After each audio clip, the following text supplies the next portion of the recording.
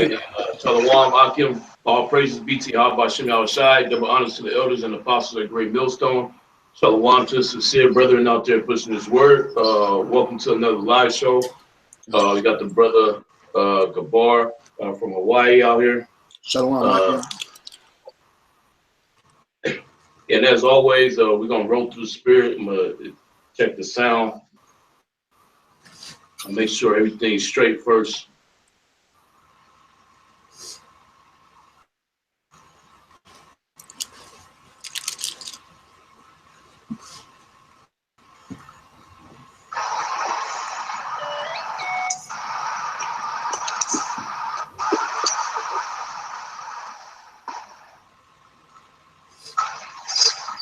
Hey, Shalom, my word. The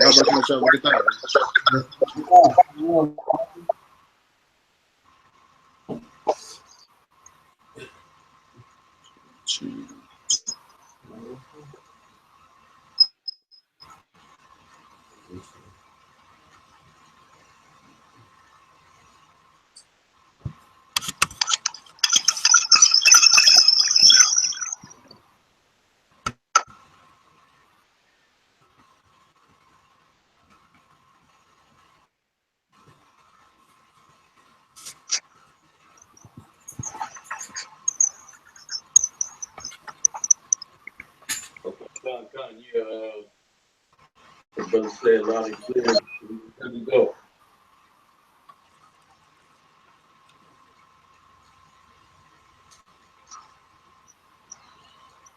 And so, Gabar, if you want to speak on what we was just speaking about earlier. Oh, Khan. Yeah. Khan. So me and the brother through the spirit part, Yahawadah, we were speaking about ISUPK and their so-called Passover, where they're getting ready right now. Actually, 3 weeks ago, they did a video, and they posted it up to their page, the DC page, and it said, if you type in ISUPK slaughters sheep, they were so-called getting ready for the Passat, and they were killing, they were showing them slaughtering the sheep, and taking pictures with blood on their hand, taking pictures with the bloody carcass of the animal, or the dead carcass of the animal. And basically, that's just symbolic. What they doing to the Lord's people. Okay, because they misleading the Lord's people. They're not. Salaki. I'm getting a little feedback. I don't know if I can hear myself. So anyway,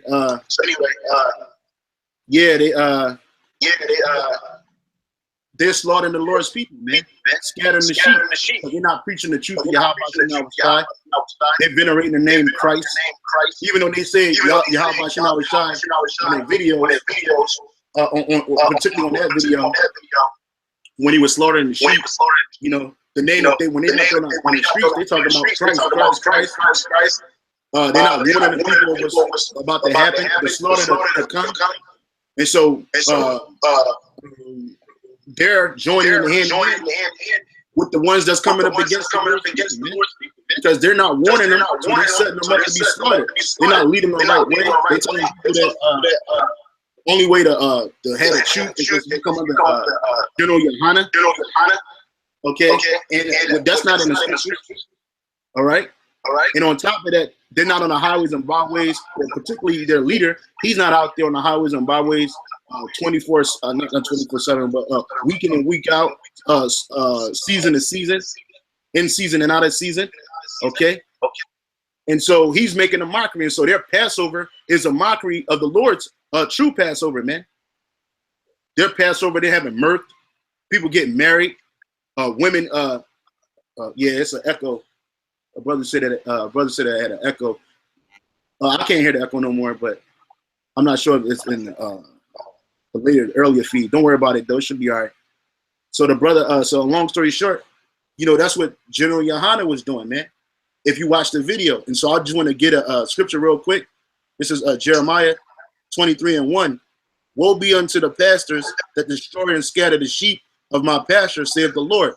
And that's right. The pastors. What is a pastor? He's a leader. Okay, he's a shepherd.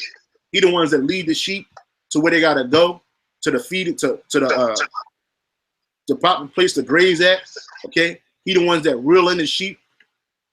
Okay, it says, "Woe be unto the pastors," and the word "woe" meaning destruction, to be unto the pastors that destroy and scatter the sheep. And Yahawadah, Nate, Tazadakia, whatever his name is, Tazadak, that dude, Bubba Blackfish from the GOCC, those pastors, they're scattering and destroying the flock of the Lord's people. And even you know, to an extent, the scoffers, man, that come up trying to pull men out of the trying to pull the heap unto themselves, disciples out of the from the men of the truth. Okay, it says, "Woe be unto the pastor that destroy and scatter the sheep of my pasture," said the Lord. And how are they scattering them? Because you got one telling you that the Lord's name is Ahaya and Yeshaya. Hey, the Lord's people going to call on that name, they're going to be destroyed. Well, they're not the people of the Lord anyway. But nonetheless, they still Israelites. You got another guy talking about the Most High and Christ blessed. So when all hell breaks loose, this is the name they're going to be yelling for. Then you got another one calling Christ and saying that he's the one that's going to lead the nation of Israel out of oppression. Okay, so they're scattering the flock, man. Therefore, their doctrine, man, they're not bringing you the true doctrine. Therefore, thus saith the Lord power of Israel against the pastors that feed my people. Ye have scattered my flock and driven them away and have not visited them. That's right, man. You niggas, these dudes, some of these guys, they were in the truth and then left the truth to do whatever in the world. Then they call themselves coming back when the apostles and the elders got on YouTube in 2007. Okay, and it says, "And have not visited them." That's right, they ain't visiting them, and they're not visiting them now. The only time they come visit the people of Israel or the sheep of Israel is when they want to get money from them, man. You know, any you brothers got something to say? Yeah, hey, man, that's the only reason they come. It's like the Passover thing, $100. Then what he say in the little ad? He said, I forget what he said like do it right now or something, or don't let it slide or something like that. Basically telling you like you gotta do it now. You know why that demonic music is playing in the background, man. You know, trying to cast a spell on you so they can get that money. Okay. All right. That's what it's all about with those dudes, with the GOCC, the ISUPK, IUIC. It's all about money, man. The more people that come, the more money they can get. All right. And that's the reason why they put that video up so they can get that cash, man. Yeah. Oh, see, look, they're slaughtering lambs. See, they got the bloods. They're doing it right. You know, we got to go to that Passover. And then on top of that, ISUPK let anybody come through there, man. You could be a random nigga off the street and come to the Passat as long as you got $100, man. That's right. Getting in there, getting in that thing. Right. Yeah, last year, like the brother was saying last year, and they was letting women in free. You know what I'm saying? They was heaping up women to the Passover because, you know, men go wherever the women go. And if the woman was looking for a man of the Lord, so-called ISU, she can go to the Passover and get her UPK man. You know what I'm saying? That's off, man. That's not what you're supposed to be doing during this time, man. The Passover is a serious, solemn time. All the Lord's high holy days are serious days. Even the ones where we're having feast and being joyful, okay? It's still serious, man. Okay? And that's what these other pastors, they're not doing, man. Unlike the apostles and the elders of Great Millstone, man, they're doing the right thing, man. They take and show us every last high holy day of the Lord and how serious it is, man. They take the matter of gathering the elect sheep of the house of Israel seriously, man. They're out there on the highways and byways showing us as living examples, man. Okay, week in and week out, season in and season out, man. In season and out of season. All right. And they're visiting the flock, man. They've been doing it for 30 plus years, man. All right. And it says, and have not visited them, back in Jeremiah 23. And it says, I will visit it, Slakia. Ye have scattered my flock and driven them away, and have not visited them. Behold, I will visit upon you the evil of your doings, saith the Lord. That's right. The Most High is going to visit upon Nate, Yahawadah, Rakar from the GOCC, Tazadak from the ICJC, whatever that's called. Okay? And all the rest of you wicked ass pastors out there, man. He's going to visit the evil that you put on them, on his people, man. Okay? Because that's what that is, man. Telling our people that the Pesach is a day that you're supposed to be joyful and having rap concerts and singing R&B and sliding across the stage and all white with your shoes on. Come on, man. That's off, man. That's off, man. All right? That's evil. Telling our people that the Lord's name is Christ, okay? Invoking that wicked demon satanic name, Christ, okay? And I will gather the remnant of my flock out of all countries whither I have driven them, and will bring them again to their folds, and they shall be fruitful and increase. And that's the elect, man. And that's who the apostles, the elders, and the brothers on down a great millstone. This is who we're gathering, man. The elect through the spirit and power of Yahawadah. You got it, brother.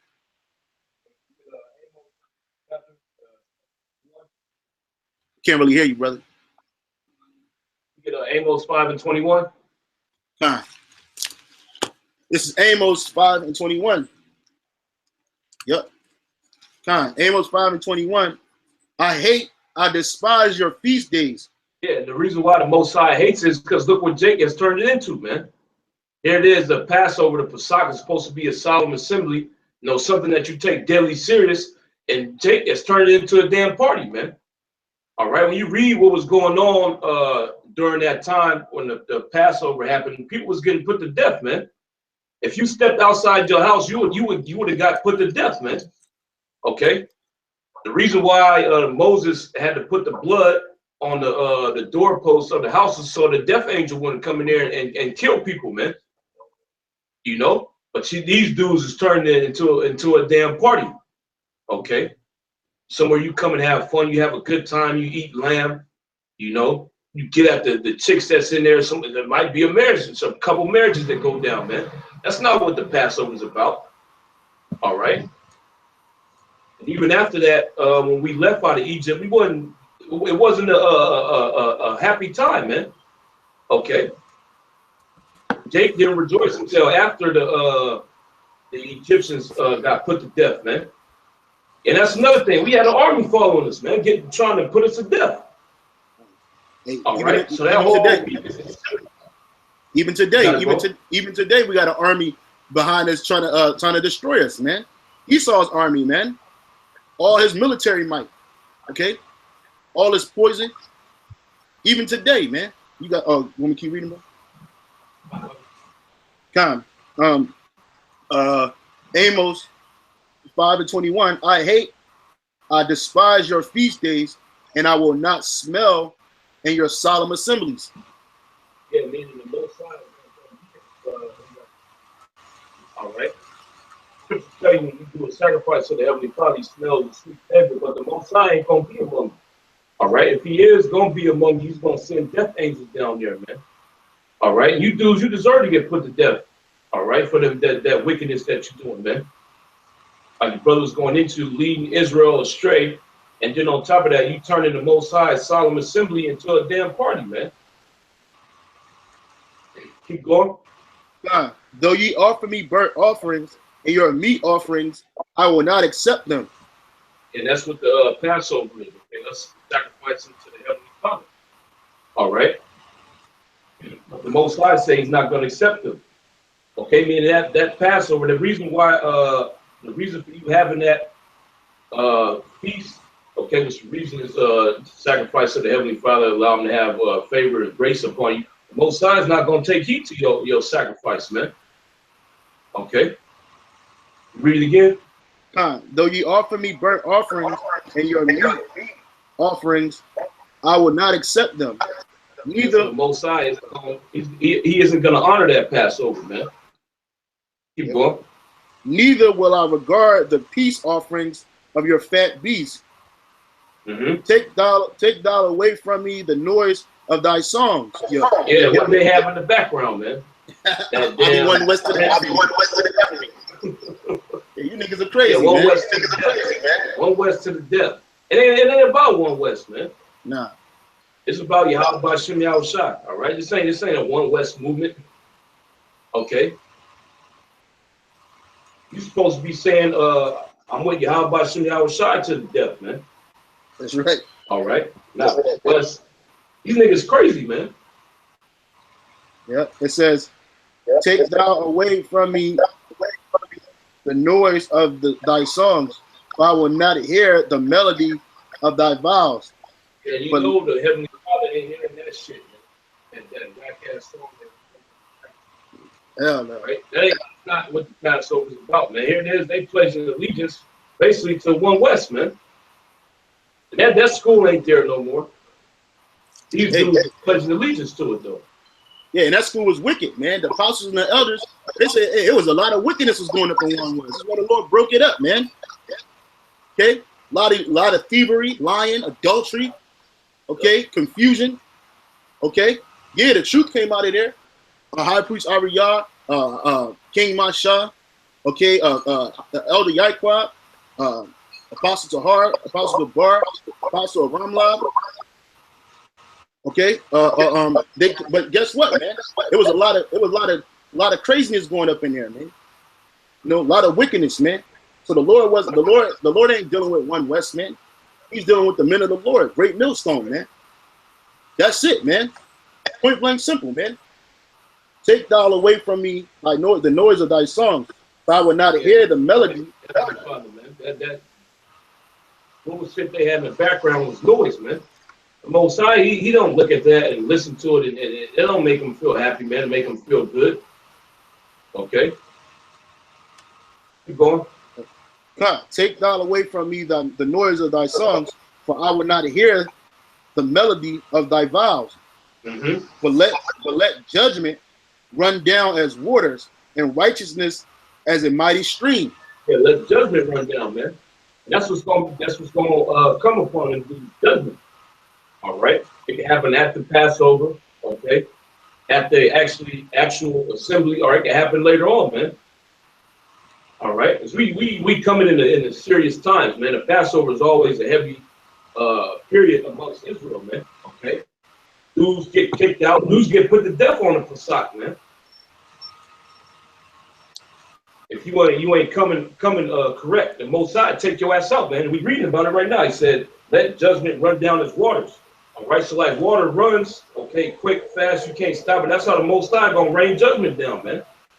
All right. And what did the apostles have declared this year, the day of, or the year of death, diligence, and destruction, man? All right. John, and you know, as you read down, it says, "Have ye offered unto me sacrifices and offerings in the wilderness 40 years, O house of Israel?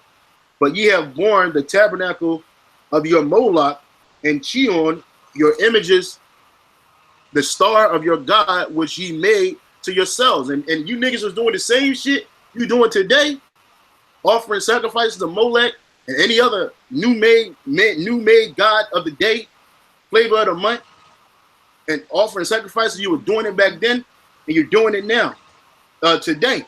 Okay, going off, man. All right. And so again, you was making empty sacrifices to the Lord in the wilderness. You making empty sacrifices to the Lord even today, man, as we speak, man. All right. And we're gonna go into what the Passover, what entails in the Passover, man, because a lot of people don't know, man.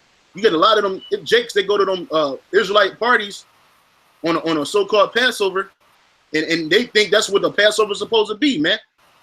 Nah, man. Watching Nate roll through the fucking hallway looking like General Grievous. Okay, the black Superman. All right, you got it, bro.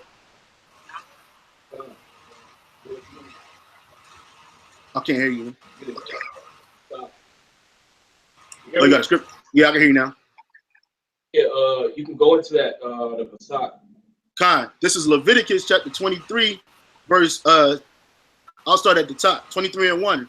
And the Lord spake unto Moses, saying, "Speak unto the children of Israel, and say unto them concerning the feast of the Lord, which ye shall proclaim to be holy convocations, even these are my feasts." So the Lord set up specific high holy days and feast days, okay, to observe him, okay, to glorify him to the children of Israel, not to the whole world, man. That's another thing, like the brother was saying. You niggas, ISUBK, y'all let any nigga come up in a Passover that got $100, man. Okay. So it says these high holy days and convocations are for what? For the children of Israel to observe, man. Verse 3: 6 days shall work be done, but the 7th day is the Sabbath of rest and a holy convocation. Ye shall do no work therein. It is the Sabbath of the Lord in all your dwellings. Okay? They didn't say Monday through Friday or Monday through Sunday. It said 6 days shall you work. And on the 7th day, you shall rest, man. It is the Lord's Sabbath, man. How is the Sabbath determined? By the new moon, man. Okay? And the new moon comes in on various days of that particular, on a various day of that particular month, man. All right? And it's a rest day, not a day to cook out, to hang out, to be with your woman. It's a day of rest, man. Verse 4: these are the feasts of the Lord, even holy convocations, which ye shall proclaim in their season.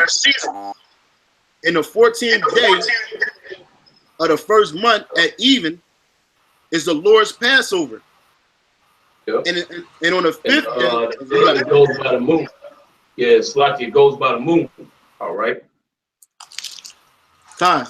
It's the Lord's Passover. So this is the Lord's Passover. Exodus 12 and 18. Exodus 12 and 18. In the first month, on the 14th day of the month at even, ye shall eat unleavened bread until the 1 and 20th day of the month at even. Okay? They said we're getting an echo, bro. Oh, yeah, it is echoing, man. I don't know what's going on. How about now? It sounds a little better now. So let me read that again. This is Leviticus 23 and 5. In the 14th day of the first month at even is the Lord's Passover. And then we in Exodus 12 and 18. In the first month, on the 14th day of the month at even, ye shall eat unleavened bread until the 1 and 20th day of the month at even. So it's usually to the 21st.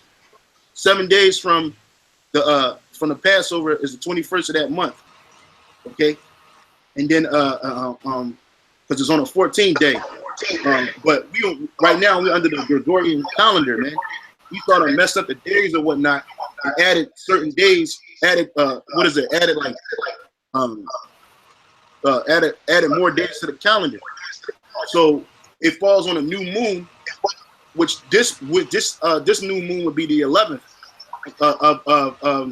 of March, man. That's actually the first day of the year for the children of Israel, man. Actually, that's the first day of the year for the whole earth, man. Not January 1st. Okay, and unlike the New Year's or the first day of the New Year, the first day of the New Year at Esau, they reveling, rioting, and getting drunk and having sex. For us, the first day of the year, which is the Passover, that's a solemn assembly, and it's a Sabbath day, man. We're not drinking and being merry. I mean, I think there's a little bit of wine drunk, but it ain't a day to be like just, being careless and reckless, man. It's the Lord's Passover. You got something to say, bro? Hey, brother. Here we go. Yeah, I can hear you now, bro. It's not a day of mirth.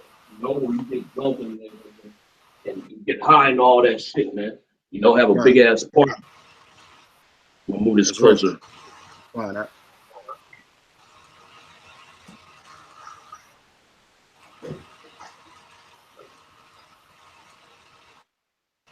All right, if you can keep reading, Baba Kasha. Back in Exodus 12 and 18, matter of fact, I'm gonna start up in Salakia, brother. Give me a sec. Okay. Matter of fact, let's start at verse 11. This is Exodus 12 and 11. And thus shall you eat it. Salakia. Nope. Salakia. Matter of fact, hey, let's just start at the top. 12 and 1.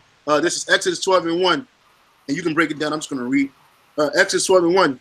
And the Lord spake unto Moses and Aaron in the land of Egypt, saying, this month shall be unto you the beginning of months. It shall be the first month of the year to you. Speak ye unto all the congregation of Israel, saying, in the 10th day of the month, they shall take to them every man a lamb according to the house of their fathers, a lamb for an house. And if the household be too little for the lamb, let him and his neighbor next unto his house take it according to the number of the souls. Every man according to his eating shall make your count for a lamb. So, I can't hear you, bro. So repeat that, brother. Repeat that again, brother. Depending on how big the household was, that's how many lambs you would get. All right. That's right. You got a big household, you more than one lamb. All right. That's right. It wasn't a big feast day where you was gathering as many people as you can for $100 to come and eat, man. You're actually supposed to do it in your own house.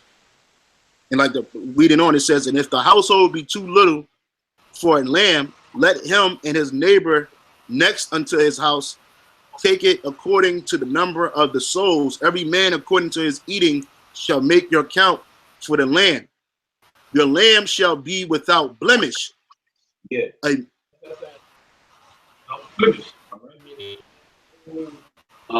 Broken bones. All right. It can't have a missing ear. One of his eyes can't be out. All right. It can't be sick. You know. So it gotta be whole, man. All right. If there's something wrong with it, and you slaughter it, okay, and you eat it for the Pesach, you'll get put to death, man. All right. That's how serious this holiday is. Okay. This holy day. All right. That's right, because you got those lambs. They got they be drinking this nasty defiled water. They got microbes in them that's killing them slowly, man. You don't know what's in this stuff that the feed they giving them, GMO. So it says, your lamb shall be without blemish, a male of the first year.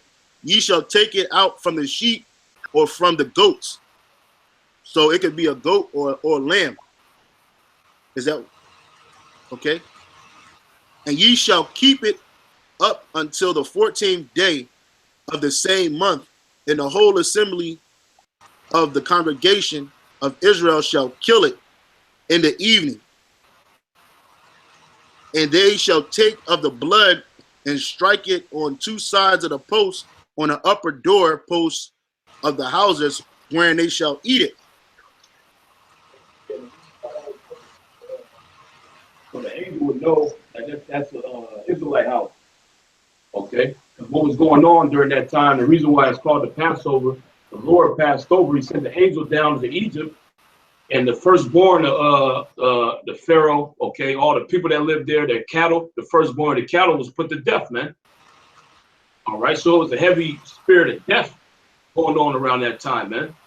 All right, so here it is, we sit down there eating the lamb. All right, and people was getting put to death outside, man. Okay.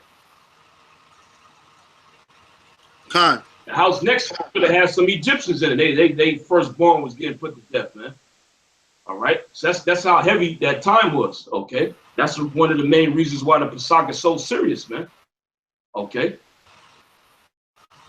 we just read in Amos, it said, "Let judgment run down his waters." Okay, and the Most High, he can take you out at any moment, man. All right, you could drop dead at the Pesach if you ain't right. Khan. It says, and it says, and they shall take of the blood and strike it on the two side posts on the upper doorposts of the houses wherein they shall eat it. And they shall eat the flesh in the night, roast with fire, and unleavened bread, and with bitter herbs they shall eat it. Eat not of it raw, nor sodden. It's a little echo again. Hold on. It says, eat not of it raw, nor sodden at all with water, but roast with fire his head with his legs, and with the puritans thereof. So they were cooking it whole. They cooked it whole, man. Roasted it whole. All right. And ye shall let nothing of it remain until the morning, and that which remain of it until the morning ye shall burn with fire. Yep. So you gotta destroy it. If nobody eats, okay, if there's parts of it left over, you're supposed to burn it, man. You ain't supposed to be no leftovers for the next day. All right. Whatever doesn't get consumed that night, you throw it out in the morning. You burn it in the morning, man. Okay. Them dudes at ISUBK, they probably let niggas take plates home and shit, man. You know? Oh, here, oh, brother, you didn't get no lamb. Oh, look, we got a bunch of lamb here. You can take some home to your family. You ain't supposed to do that, man. All right?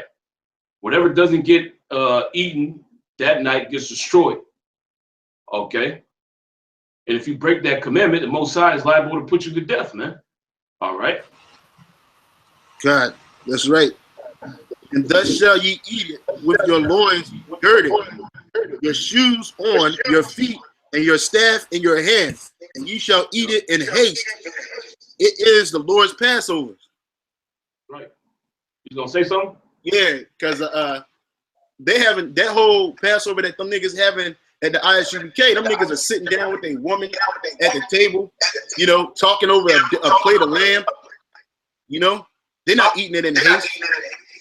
They ain't have their staff in their hand and like they ready to get up out of there, man.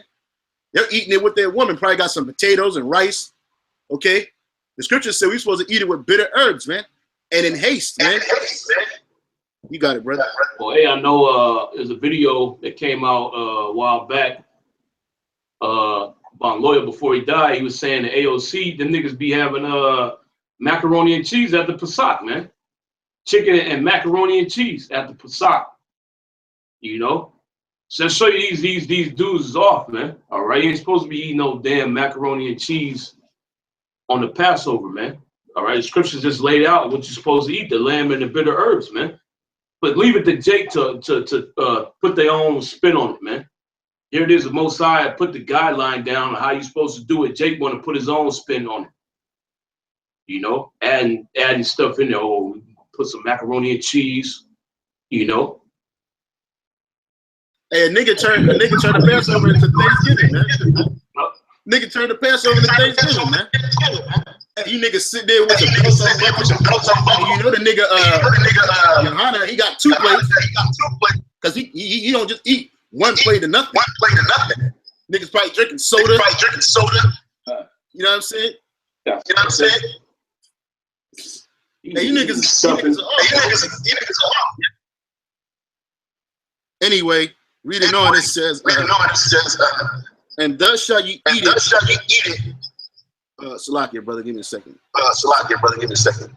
So I'll just turn it down a little bit. Turn my volume down. So anyway, it says, and thus shall you eat it with your loins girded, your shoes on, your shoes on your feet. Yeah, you ain't supposed to kick your shoes off, man. That your woman got her shoes off, man. And your staff in your hand, and ye shall eat it in haste. It is the Lord's Passover. For I will pass through the land of Egypt this night, and will smite all the firstborn in the land of Egypt, both man and beast. And against all the gods of Egypt, I will execute judgment.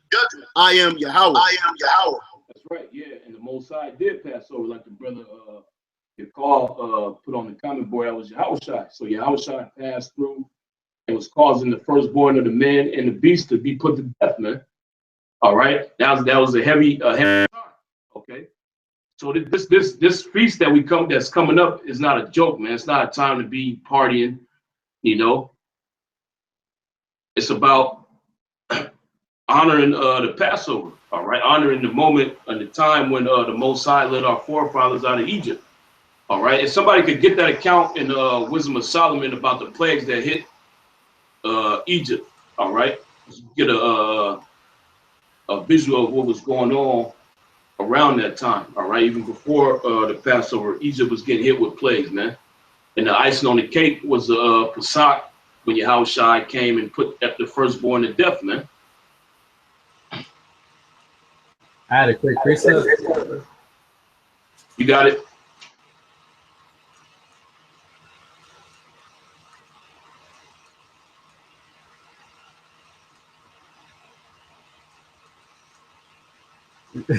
Yeah, go ahead, bro. Okay. Yeah, this is 1 Corinthians and 4. When he's had given thanks, he break it and said, "Take, eat, which is broken. This do in remembrance of me." In manner also, he took the cup, saying, "This cup is the New Testament in my blood. This do ye as oft as ye drink it in remembrance of me. Eat this bread and drink this cup, first death till he come. Wherefore, eat this bread and drink this cup of the Lord unworthily, shall be guilty of the body and the blood of the Lord. Examine himself, and so let him eat of that bread and drink of that cup. And drinketh unworthily, drinketh damnation to himself, not discerning the Lord's body." Huh? You read that part again, Baba Rashad? Y'all supposed to hear me? Part. For he that eateth and drinketh unworthily eateth and drinketh damnation to himself, not discerning the Lord's body. Yeah, he that eateth and drinketh it unworthily, put damnation on himself, man. All right, you got dudes that are coming in these streets, all right, and really they niggas, all right, and they sitting there eating and drinking, but they really don't believe in the word. They don't believe in the gospel, man. All right, but they sitting there drinking, you know, they eating the lamb, they eating the bitter herbs, but the whole time they just a damn demon. All right, the Most High is going to destroy dudes like that, and dudes that was in the camps that fell out. All right, the Most High is going to destroy you too, man. All right, I guarantee you, none of them niggas is holding Passover this year, man. All right, showing you that they didn't believe in this thing from the jump. All right, they was at the Passover last year. What'd you say, bro? Them niggas, they never even bring it up. They're not even mentioning that we're approaching the Passover. Yep. One video of them uttering anything about it. Because they don't know. They don't know. Thing they talk about it. Hey, because the Passover to these niggas, to those niggas, it's just another party day. It's just another dinner date, man. It's just another day where they could get more money from people, okay? Overcharge people for some overcooked lamb, okay, or undercooked lamb, however they want it. It's not a day of remembrance. It's not a day of they talk about it, but it's not truly in their hearts. It's not a day of remembrance and a solemn feast. It's not a day to remember the fear of Yahawadah for them, man. For them, it's just another day, man. Money making scheme, man. Nate's gonna rent out a hotel. Johanna's gonna rent out a bar room, okay? And they're gonna get their money and they just gonna eat and then go on about their business, man. It's another Israelite party for these niggas, man. Burgers and fringes. Hey, that's it, man. Hey, and don't be surprised that they got burgers at the Passover, man.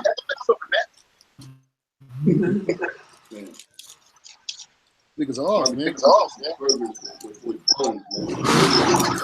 Supposed to use anything living. Yeah, but like the brothers is going into that, it's just a joke to these guys, man. But the Most High, he's gonna show you how much of a joke it is when he starts actually putting people to death, man. All right, dude could be putting that burger up to his mouth, he just dropped dead at the Pesach, man. Or taking a bite of the mac and cheese, and the Most High just take the spirit from him. All right. These are the type of things that are going to be going down, man. All right. The Most High, he's not playing games with Jake anymore, man.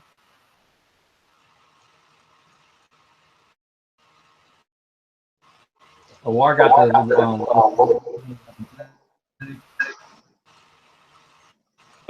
Bring it out.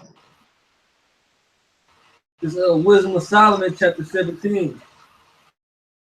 It says, "For thy judgments cannot be, therefore unnurtured souls have erred. For when unrighteous men thought to oppress the holy nation, up in their houses, the prisoners of darkness, the bonds of a long night, exile from the eternal providence. For while they supposed to lie hid in their secret sins under a dark veil of forgetfulness, being horribly astonished and troubled with strange apparitions." Yeah, and that's one of the plagues that was sent upon Egypt. All right, and the darkness covered the land. All right, strange apparitions was appearing to the Egyptians at that time, man. Okay, keep going. Verse 4. Neither like the corner that held, for neither like the corner that held, but noises falling down sounded about them. And sad visions appeared of them in paper countenances. No power of the fire of the light, the bright flames of the light. Yeah, so even the lamps that they had wasn't working for them. Very dreadful. Even the lights that they had wasn't working. They had torches that still wasn't helping them see through that dark that the Most High put down there, man. Okay, and just said that it was a heavy fear. Okay, that the corner couldn't keep them from the fear. It was a very fearful time to be an Egyptian at that moment, man. Okay, keep going.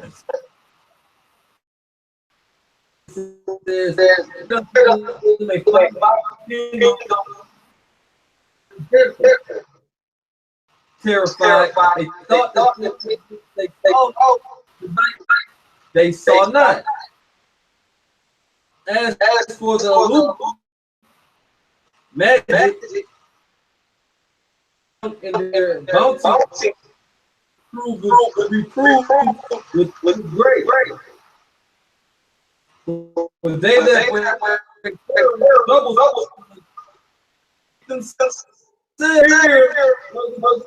laugh. For those no terrible being scared would be, they died for fear. They saw the air which no side be avoided. Verse 11. Then by her own witness, very timid and impressed with the casted grievous things.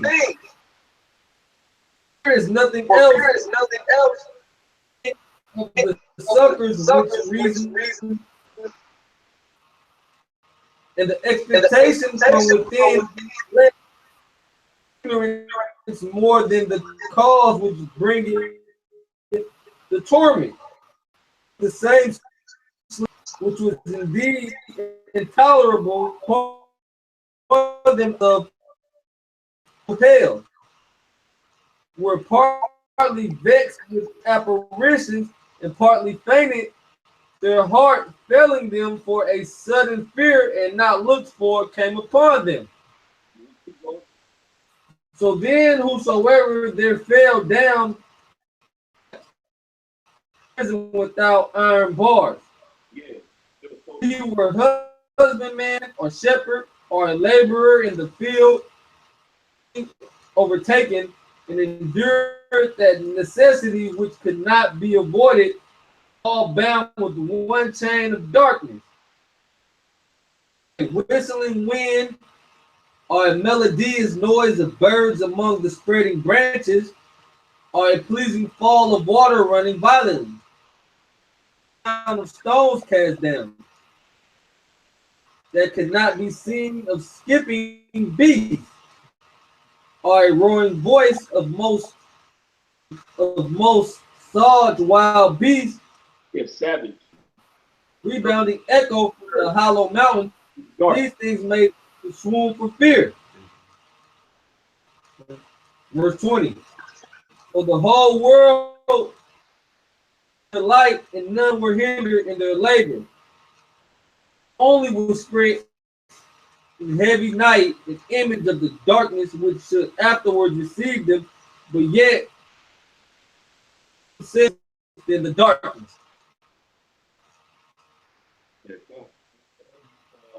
Darkness that spread throughout Egypt. All right, like we was reading about, they was hearing all type of sounds, man. So that was a real scary time. Okay, and then the icing on the cake was the Most High sent down Yahawadah to kill the firstborn of every man and beast. All right, and even before that, you had the frogs that was out there. Okay, the locust plagues that came down, they ate up all their crops. Okay, so that whole time when Egypt was getting judged was very serious, man. Okay, and we living in the times of America being judged. All right, being in the time of playing games, man. Okay, so Most High is getting ready to get busy, just like he got busy on the old Egypt, man. All right. Hey, this is a Wisdom of Solomon 14:1. Nevertheless, thy saints had a very great light, whose voice they hearing and not seeing their shape, because they also had not suffered the same things that counted them. They counted them happy. But for that But for that they did not hurt them, now of whom they had been wronged before. They thanked them and besought them pardon, for that they had been enemies. Instead whereof they gave us them burning pillars of fire, both to be a guide of the unknown journey and the harmless sun to entertain them honorably.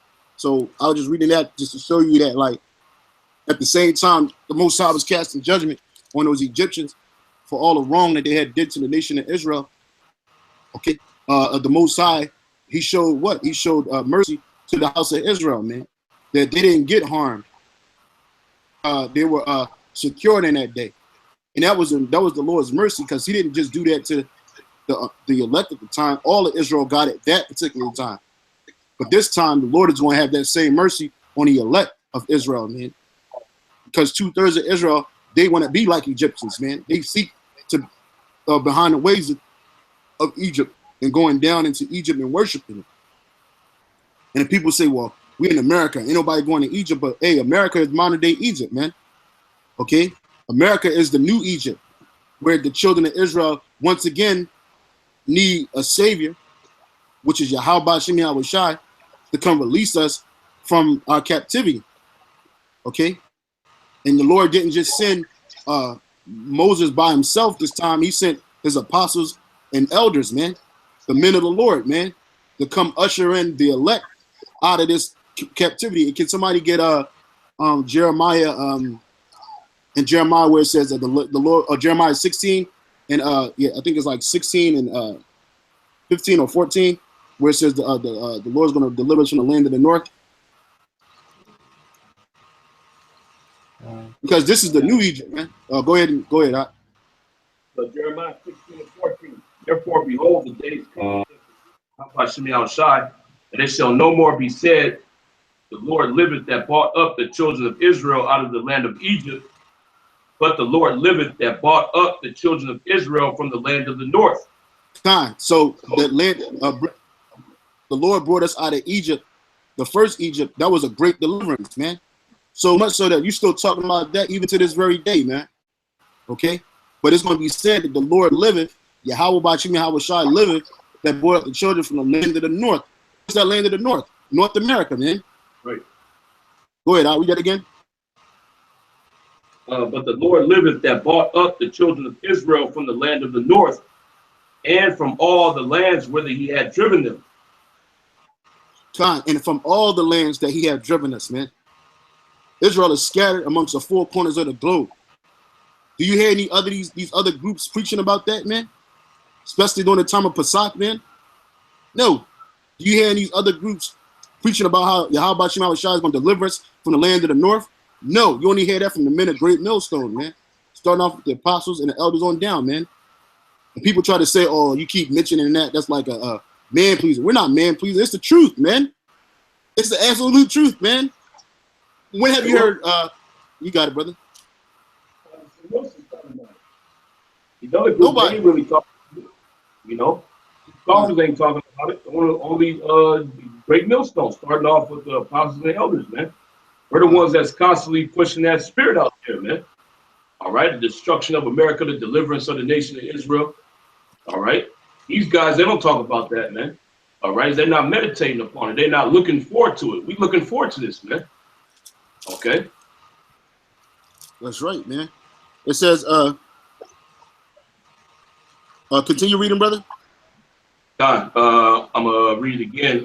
But the Lord liveth and brought up the children of Israel from the land of the north and from all the lands whither he had driven them, and I will bring them again into their land that I gave unto their fathers.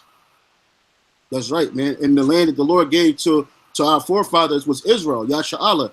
And not only that particular spot, but actually Israel is greater, is bigger. Israel, a shalom to the brother, you call or not, man. Yahawadah Shabrakatah. Yeah. Khan. So the Israel is bigger. Our gift, right? Our gift that we was given is way bigger than just the plot of land that you see, man. Our land going to stretch from parts of Egypt all the way into parts of ancient Assyria, which is modern day Iraq, man. Okay. Yeah. And so the Lord, and really the whole world belongs to us. That's right. You know. That's right. Hey, and at us, it's really talking about the elect. You know, because when you read 2nd Ezra, the 9th chapter, it explains that the Lord created this place for the elect. That's why I said. That's why it says, "Be not concerned with the multitude that perish," man. You know, like all you scoffers and scorners, we don't give a damn about you guys, man, because pretty much, last time, we were in Egypt. The Lord delivered all of Israel, and then had them niggas just wander around in the wilderness, all right, and die off. But the Lord, He's just gonna take Jake out this time around. You're not gonna do that, man. He's not gonna subject us to you niggas no more, man. All right, you're gonna die, all right, and then you're gonna come back to our net set. Hey, continue reading, brother. That was pretty good. I got a precept though. Oh, you got it. This is 2nd Ezra 15:5. Behold, saith the Lord, I will bring plagues upon the world, the sword, famine, death, and destruction. For wickedness hath exceedingly polluted the whole earth, and their hurtful works are fulfilled. Therefore, thus saith the Lord. Hey, that's right. The Lord said He's going to bring death, the sword, death, and destruction, man. Okay? Why is He going to do that, man? As an amendment for all the wickedness that's done here, man. Okay?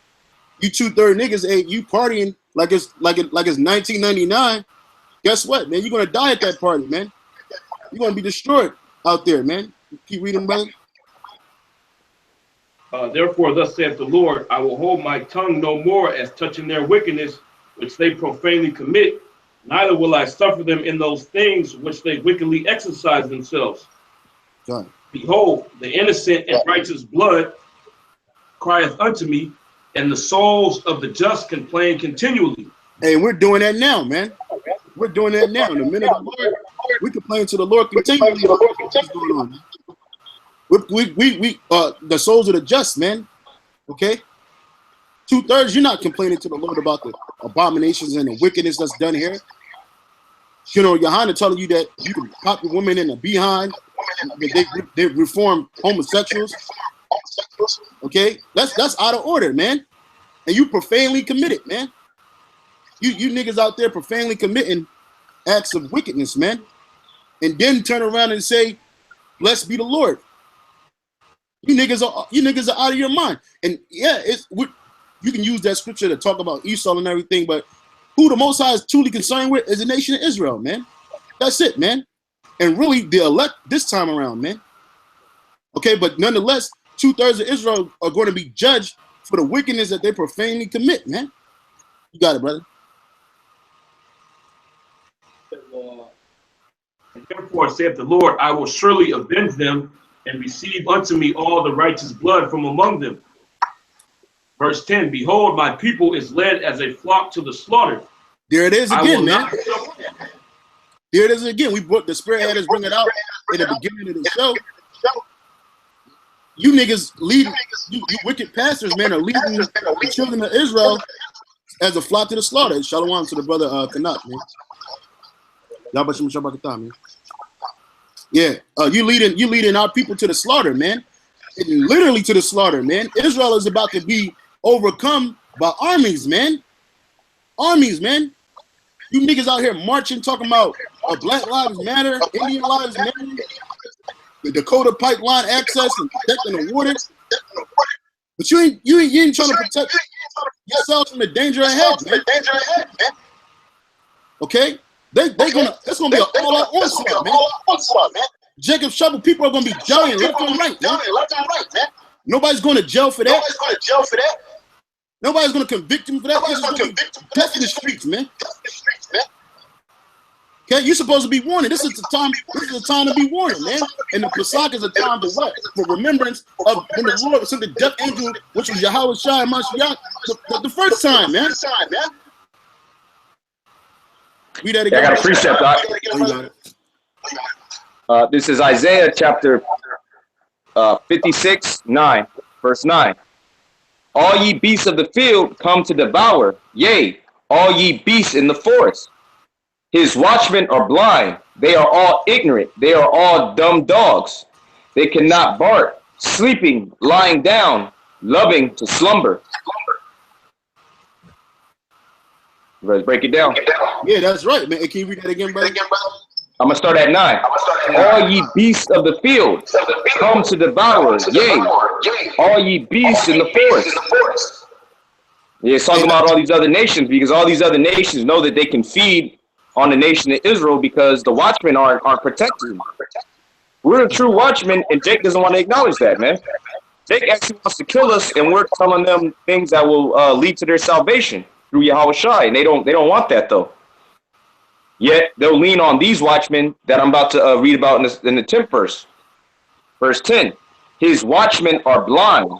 They are all ignorant. They are all dumb dogs. And that's they Nate. Cannot bark. That's Nate. That's Yahawadah. That's Hazadak. That's all you fallout niggas talking about bringing all Israel together.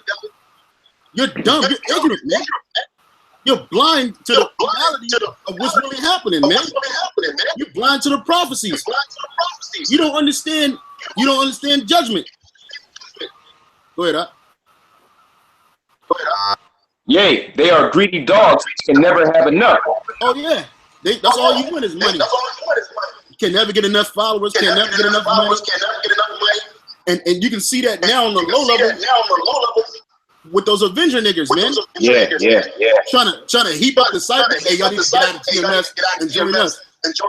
The nigga, the analyzer said.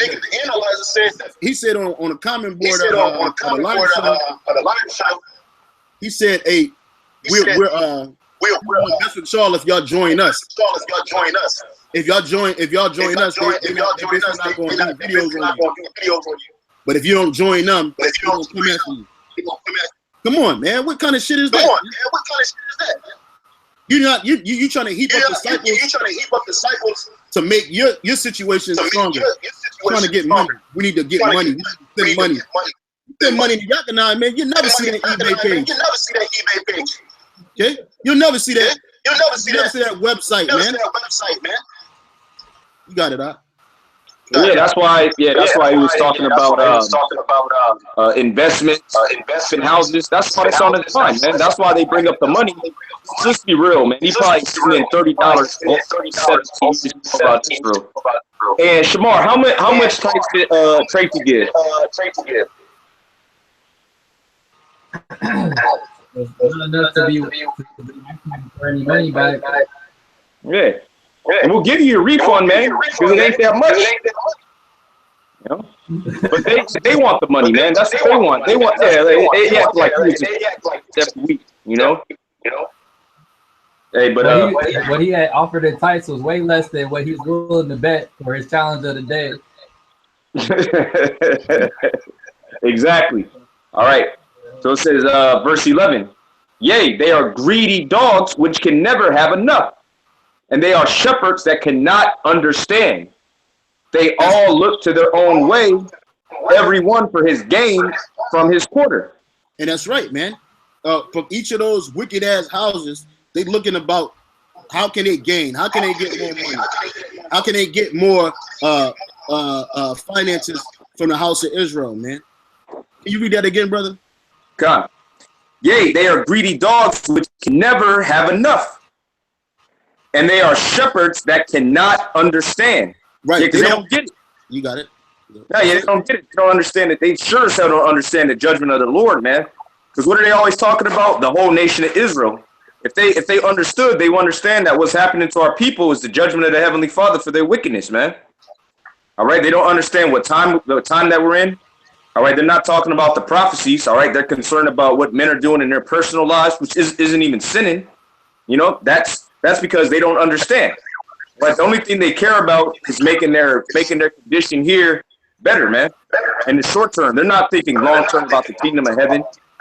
That's the main investment you're supposed to be making. You know, it ain't about stocks and bonds and property.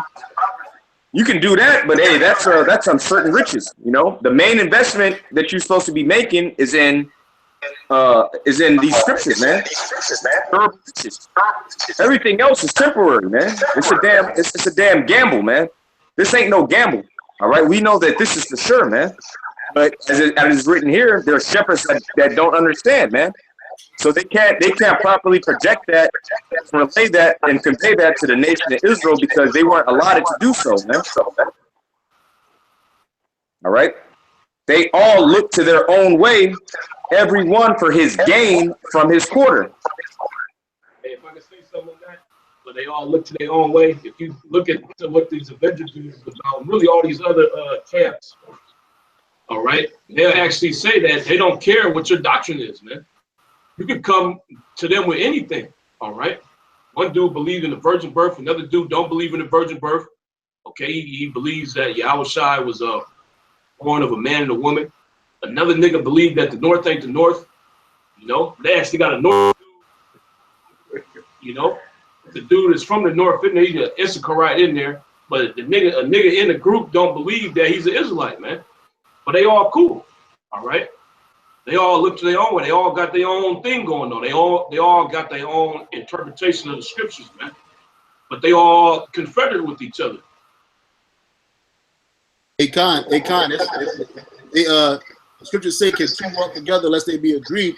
They're not agreed on the same doctrine, but they agreed on coming against the men of the Lord, man. Okay, they agreed. They're one on that. Okay.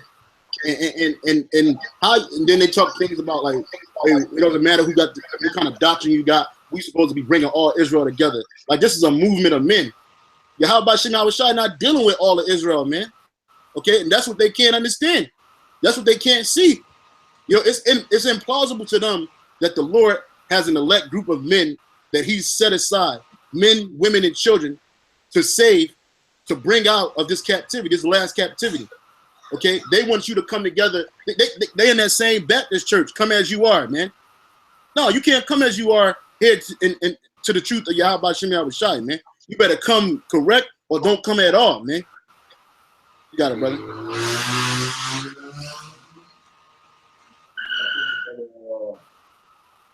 The call probably got disconnected. Huh. Keep going. Listen, Second Ezra's. Huh? Second Ezra 15:10. Behold, my people is led as a flock to the slaughter. I will not suffer them now to dwell in the land of Egypt.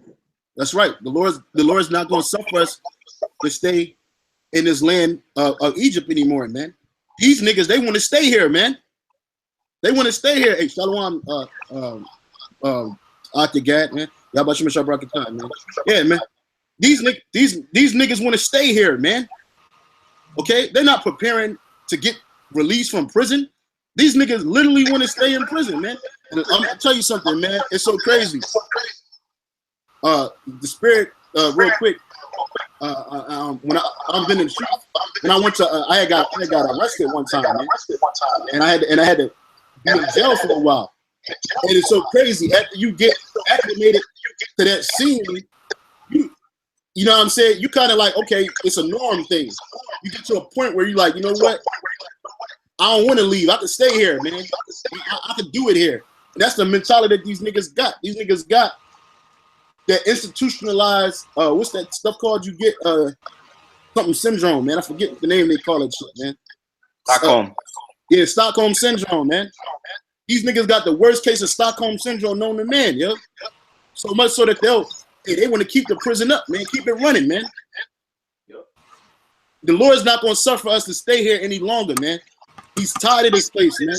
Esau has ran his course. 2/3 have ran their course. Now the judgment is about to come. You got it, brother. He's working, trying to keep this place going, is to try to hinder the word from going out, man. All right, doing all that they can to stop the word from being preached, the doctrine of Yahawadah from being preached, man. Because this is what's really taking this place down, the prophecies and the word, man. All right, what are these niggas doing? They trying to stop the word from going out, man. They don't want this place to go down. All right, they want this place to go on forever so they can keep being niggas. They can create other niggas, man. All right, in the form of their children. All right, they're gonna pass that ideology down to their kids, and the cycle's gonna keep going, man. All right. Yeah, because I was just out here. I was just out here driving to the brother's spot. There's nothing but goddamn cops everywhere. So niggas want us. This is prison. This is a prison, man. And no different than being locked up with bars than walking out here on these streets in Oakland, California, man. Nothing but goddamn cops, blooming lights everywhere. And then as soon as I roll up, it's just niggas. Just niggas, man. Just looking grimy. Ready? Just looking at, some type of way. You're just trying to get from point A to point B. But hey, the niggas love that, We're in a big prison. Babylon is just a prison. And all you're gonna see now that my man Trump in office, you're just gonna see him building up that prison. You already saw what he did with the military budget. He's about to spend 68 million, I think 68 billion more. 68 billion more. I think that's a 12% increase. I'm not sure the percent. It's astronomical, all right? And what is he gonna do with that? He's gonna go to war. He's gonna go to World War III. And not only that, he's gonna bring the National Guard in to kill you goddamn niggas, man. All right? Because the main war is gonna be, of course, in the Middle East, but also here in America, the Civil War. All right, when the race wars go on, and I'll be on the comment boards on our videos. Esau wants the race war. Esau's ready. Esau wants the race war, man. But he thinks we're gonna get guns. Esau, no, you gotta battle these niggas, man. That's gonna be a battle, bro. That's gonna be a battle. Cause I just seen these niggas right now, man. You Edomites aren't ready, man. You Edomites are not ready. All right. Hey, brother.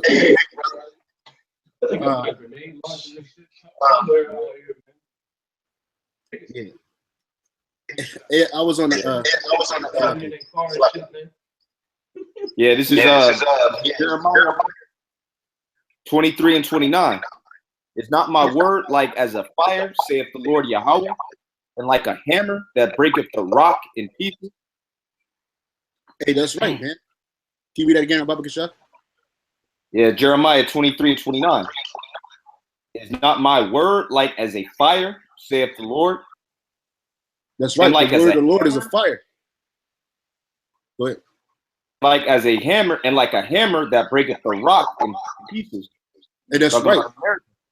You know? That's right. Yeah.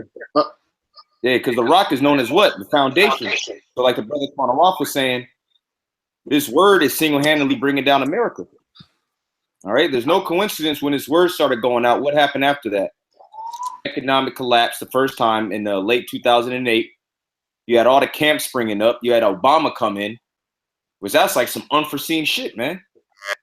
All right, you had all these people start bugging out. All right, sodomy started getting pushed at a high level. All right, wickedness has increased it's manifold, man, since his word started coming out on YouTube back in 2007. The whole world has changed in his last 10 years, man. Just in the last 10 years. Why? Because the Lord is bringing this place down with his word. Okay. All right, and what he's doing is he's having the iniquity of Babylon reach up into the heavens, man. So that's why the wickedness is increasing. So that way, when the Lord is he's completely justified. You know? Hey, I was today I was on you know, they got a military post around the corner from my crib, and I went on there, and they got, you know, when I got out the military about, I don't know, what is it, about 4 years ago, when I got out, they wasn't giving nobody no bonuses. They wasn't trying to keep nobody in. Now they got a newspaper. They sell a newspaper they call the Army Times. They're trying to get 28,000 or 38,000 new troops, man. And guess what else they doing? They're giving bonuses out again, man. 30,000, 13,000 to extend your stay or to re-enlist, man. You can't tell me that war ain't coming. They did the same thing right before we went to Iraq, man. They was letting anybody in, man. At that point, they was like, they didn't care if you got felonies. They didn't care if you was raping niggas, you was a faggot. If you was clean for 6 months to get up in there, they'll let you in there, man. Hey, Trump's about, I looked at that poster. I was like, oh, they sending niggas to war. I was like, oh, war is coming, man. And I already knew war is coming, but because I've been there before, I know how they do it, man. I know exactly how they do it, man. They're trying to keep niggas in the army now. They got some shit called a $30,000 kicker, man. A kicker. So hey, man, you get in the army, man. They'll give you $30,000, but they're gonna tax it.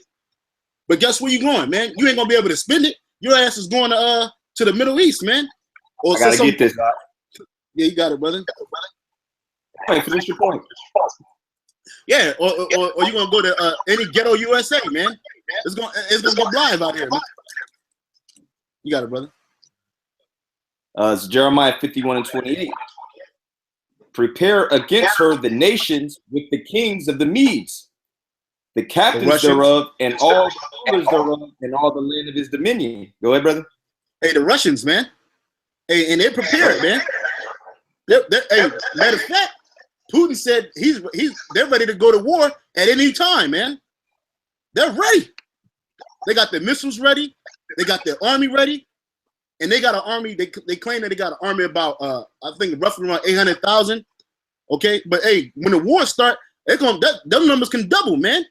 Everybody's gonna get a hand on a gun, and when Russia come down, man, hey, that's it, man. Donald Trump saying he's gonna make America's military rebuild again. He's gonna add like 4 or 5 new carriers to the Navy. You know, come on, man. And this has already been in the works. They already been working this system. Okay, they don't just wake up and say we're gonna build new carriers, man. The carriers have already been built. The weapons have been built. Now they're just waiting for the moment to go to war on your ass, man. You got it, brothers. Yep.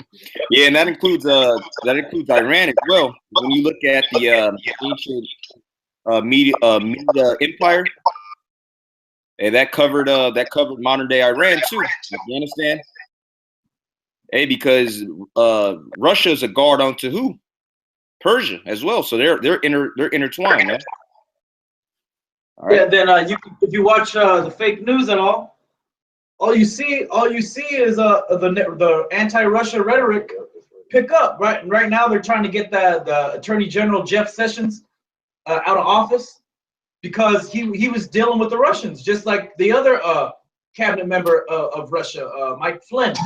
I think he was the defense. No, he was the part of the the NSA. He was the head of the NSA.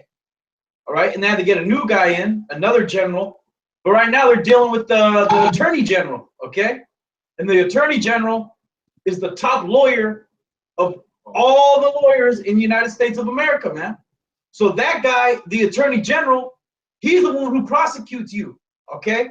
When it comes down to you doing a federal offense, it's his office, okay? The Department of Justice.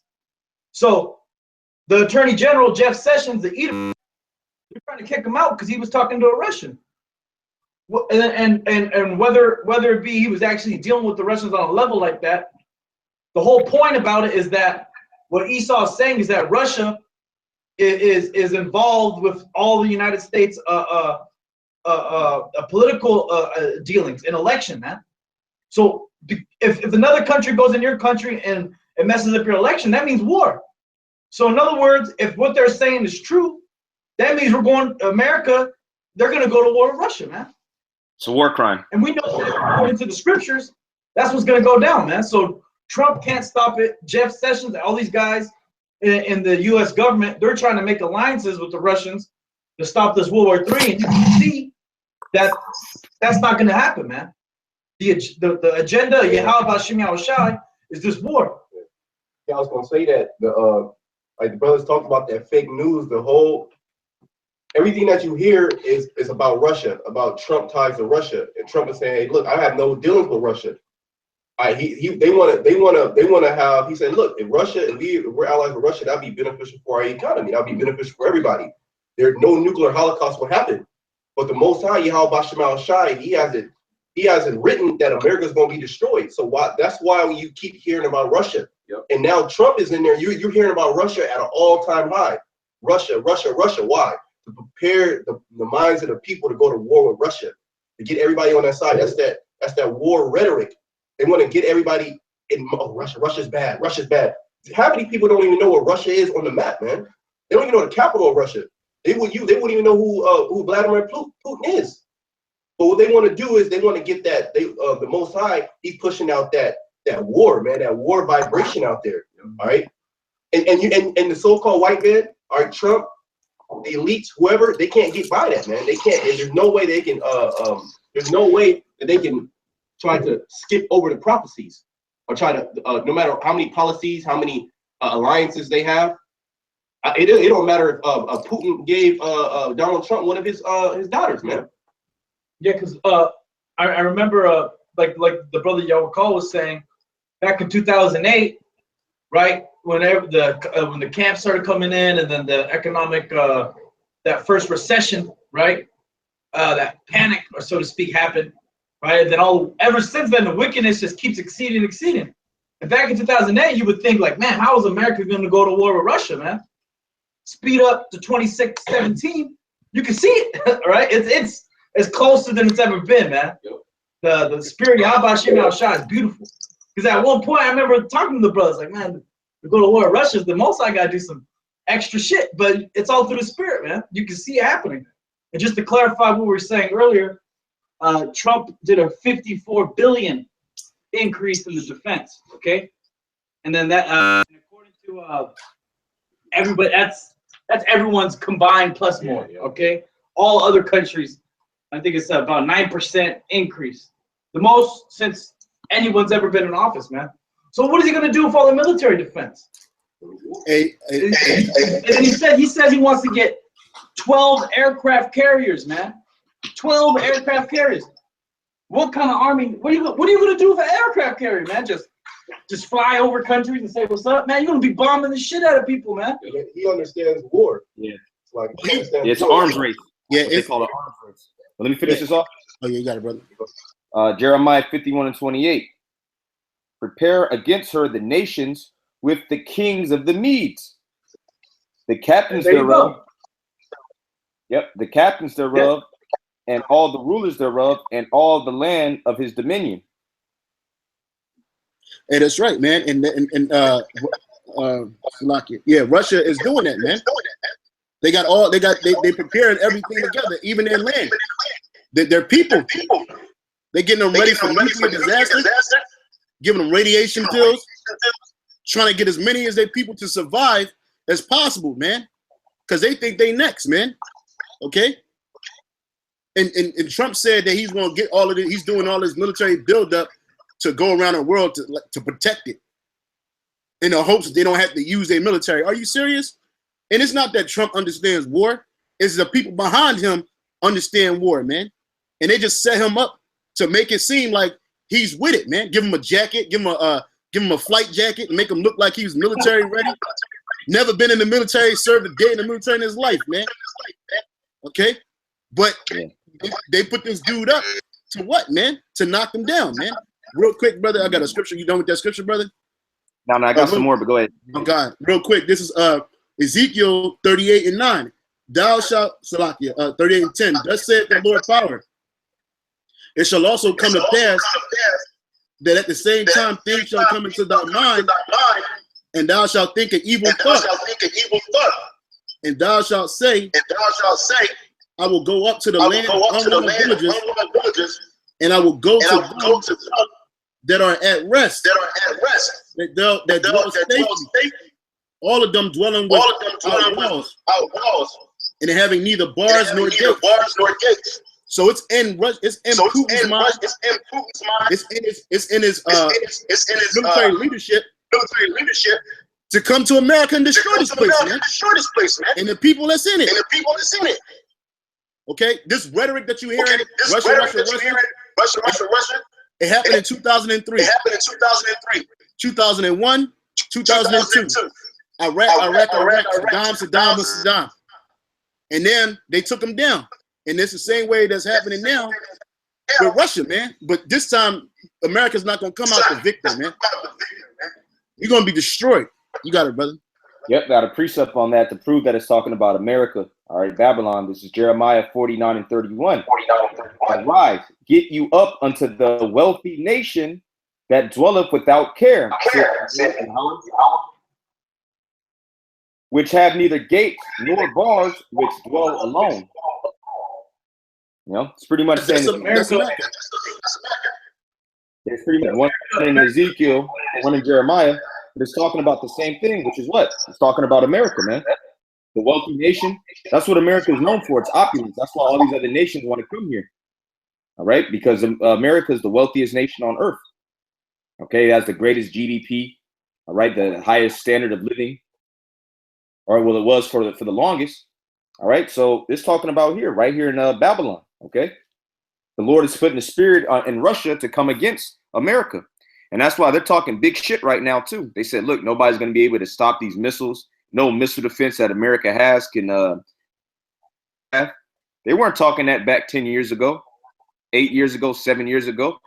Why? Because there's a big buildup on their borders by way of NATO, okay, by way of the beast, okay? And they recognize that America is beating the drums of war. There's a lot of so-called war hawks, as they're called, okay, that are pushing for this war. Yeah, because Trump's about making money, man. Trump will do business with anybody. He doesn't know what's going on. And Trump is not a factor, okay? All right, the only ones who know what's going on are the elites on both sides, all right? The elites of Israel, all right, and the elites of Esau, which are them so-called Jews. It's us and them. The rest of the world, they don't know what the hell is going on, all right? I'm going to go back to Jeremiah 51, all right? This is Jeremiah 51. And the land shall tremble in sorrow, for every purpose of the Lord shall be performed against Babylon, to make the land of Babylon a desolation without an inhabitant. So what's going to cause that? Now go ahead. I would say, so Yahawadah is going to pour all his destructive power into destroying America, man. And the brother was about to mention what's going to do that is nuclear fire, man. Those missiles, man. Yeah. Okay, and the Lord's going to be in that fire, man, to make it that much more hot, to make it that much more destructive, man. Okay, because it's the Lord's will that this place be destroyed, man. This place is the wickedest kingdom ever, man. You put all you did was, it's like taking different pieces of chewing gum that lost its flavor, and you just put it together and make a big ball. That's all the wicked nations, man. And then you put some sugar on it, you put some bleached ass sugar on it to try to make it sweet again, but it's still shit, man. You got it, brother. Well, like the brother was saying in the, like I said, the brother was reading, right? That America, you know, it dwells without care, man. America doesn't think anyone's gonna come here and invade them and destroy them. These devils don't think no one's gonna come and take the land, man. All right. Maybe that's why Trump wants to build a wall so bad, because he's afraid of invasion, man. All right, because World War III is happening, man, and America's gonna get invaded. America's never been invaded by another standing army. Well, that's gonna change real soon, right? That's part of the Most High's prophecy, and you so-called white people are gonna get rolled on, man. Because the first people Esau's gonna go for is, of course, us, all right, the elites of Israel, the people who know what's going on. Okay, and then he's gonna go after all you guys who own guns, all you gun owners. He's gonna roll on you, and then he's gonna roll on all you Christians who don't vaccinate. You're not gonna take the chip. Who own guns, right? All you encompass one group of people, man. And then Esau's gonna roll on you, and that's when you know that World War III. I mean, the race war and everything's gonna be happening, man. But like that's how we know the scripture was talking about. America don't. Your government, America don't want to protect you people, man. Okay? It wants you people to get destroyed. And America never gave a damn about the people inside of it. Okay? America's just a corporation, and a corporation doesn't care about its employees. And the corporation's all about making money, just like the brother said.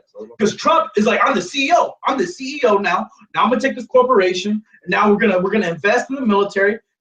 That's easy money, man. Well. And then what's the easiest way to make money? Steal shit. So we're gonna steal your oil. We're gonna steal all your resources, just like they've been doing. So they're gonna push it. Now they're stealing resources from America itself, from the Indian tribes, from all these places where you see, we need this pipeline. We boom, boom, boom. So Trump, he thinks he's just a CEO trying to make money. You gonna say something? Well, I was gonna say, a corporation, their only allegiance is to its shareholders, man. And who are the shareholders of the Corporation of America? The elites. They don't care about the stakeholders, right? The stakeholders are who? All of the people that are affected, you know? And it's just collateral damage, man. It's just the cost of doing business. All right, well, the water's polluted. Hey, it's just the cost of doing business. They get hit with a $40 million fine. They do it moving because the corporation is considered a person, all right? A person that can never be culpable for any of the wickedness that it does, man. But guess who is going to hold America culpable? All right, the Heavenly Father and His Son, and He used us. He set us up to pronounce judgment, okay, and then and tell you the sentencing. And the Lord is actually going to carry it out, and He's going to use certain of us to be to do the finishing touches of the judgment, which pertain to Psalms 149 chapter is putting the elites in slavery. All right, that's a part of the judgment. But I had a precept on what you were saying about America not being touched because. Hey, everything is in the scriptures, my man. All right. Hey, like the Apostle Dahar was saying, hey, you elites, Trump and all you guys, you might as well just, fire your cabinet and hire us, man. We'll tell you everything, man. This is happening. Oh, Gad, you got to bring out your dream, huh? Oh man, yeah, it was spiritual. I had a dream that I had Trump was in my house, man, chilling. Sit on the couch. He's like, yeah. He's just being cool, man. He's just being a cool guy. I was all right. And I was in the dream. I was kind of shocked. Like, this guy's actually being kind of cool right now. Yeah. But I hooked him up. He wants some tea or whatever. He was in my house. So what do you expect me to do? Yeah, I'm gonna curse out Trump. Come on, man. I'm gonna talk to the guy. So I can see his spirit, right? That I can see in his spirit that he didn't want to hurt us, man. And I mean us as the Israelites. Like, oh, you guys, I don't want to hurt you guys, man. Y'all didn't hurt nobody. Even the elites of Esau, in the spirit of my dream, right? They know that they hands off of us, man. Because that's just going to speed up the prophecies. That's just going to bring them down, man. Because Esau, he wants to rule forever. And go ahead. And you know what? That's consistent with what's like how the elites of these different societies, how they view the men of the Lord, man. Like you had. The Persian king at the time.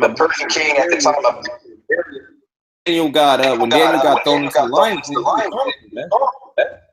but he knew that the Lord was going to deliver. He didn't go according to the custom of the Persian law, which was set forth. All them grimy ass setting Daniel up to the Heavenly Father.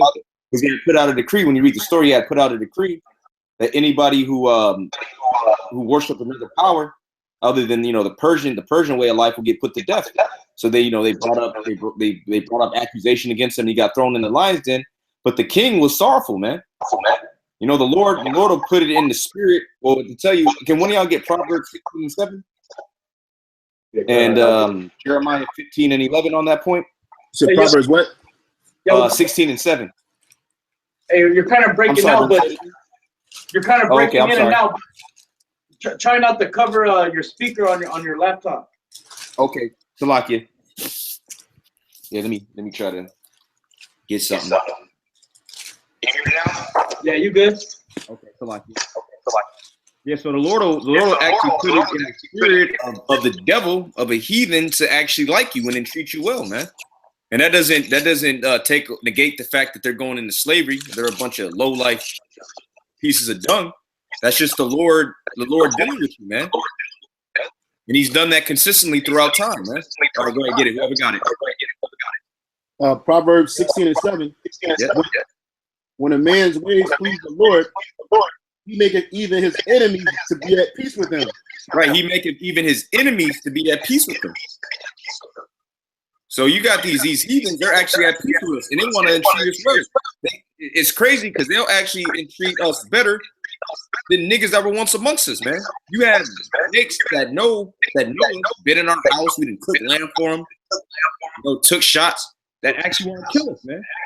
Meanwhile, you got the devil, like the brother Gaddy had the dream. You got the devil, and this happens on a day-to-day that wants to treat you well, man. And you got that in Jeremiah 15. I got it. Yeah. Okay, bring that out. Jeremiah 15 and 11. Oh, I'm sorry. And one The more Lord thing. said, I'm sorry, brother. Hey, forgive me. I got these are graven images in the background. I don't know if hey, brother, is the Lord gonna deal with me? I got lions. I got lions up on my wall. Is that going off, brothers? Hey, 12-part series is about to get put out on you, bro. Oh man, they all. I don't They have everything, man. And then they're gonna have Jake smiling too, man. Jake can't smile. Jake can't have lions up. You just gotta stay in a little slave shack with your head down in the dark. They're gonna take a still frame from the video. I'm sorry. Say that again. They're gonna take a still frame from the video and make a meme. Oh yeah, of course. All right, get that in Jeremiah.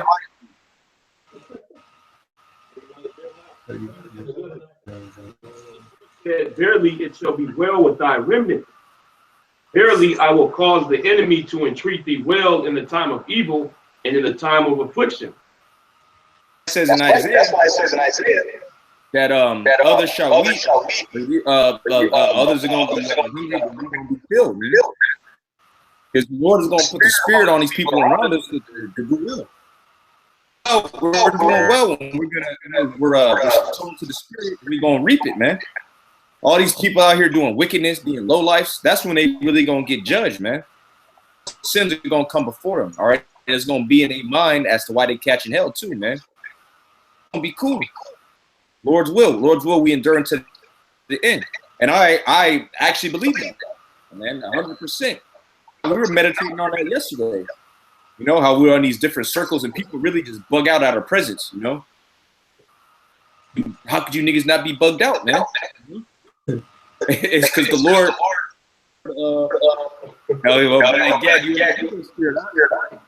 Yeah, you and that Hugo spirit. I know, I got a precept, bot. I got a precept.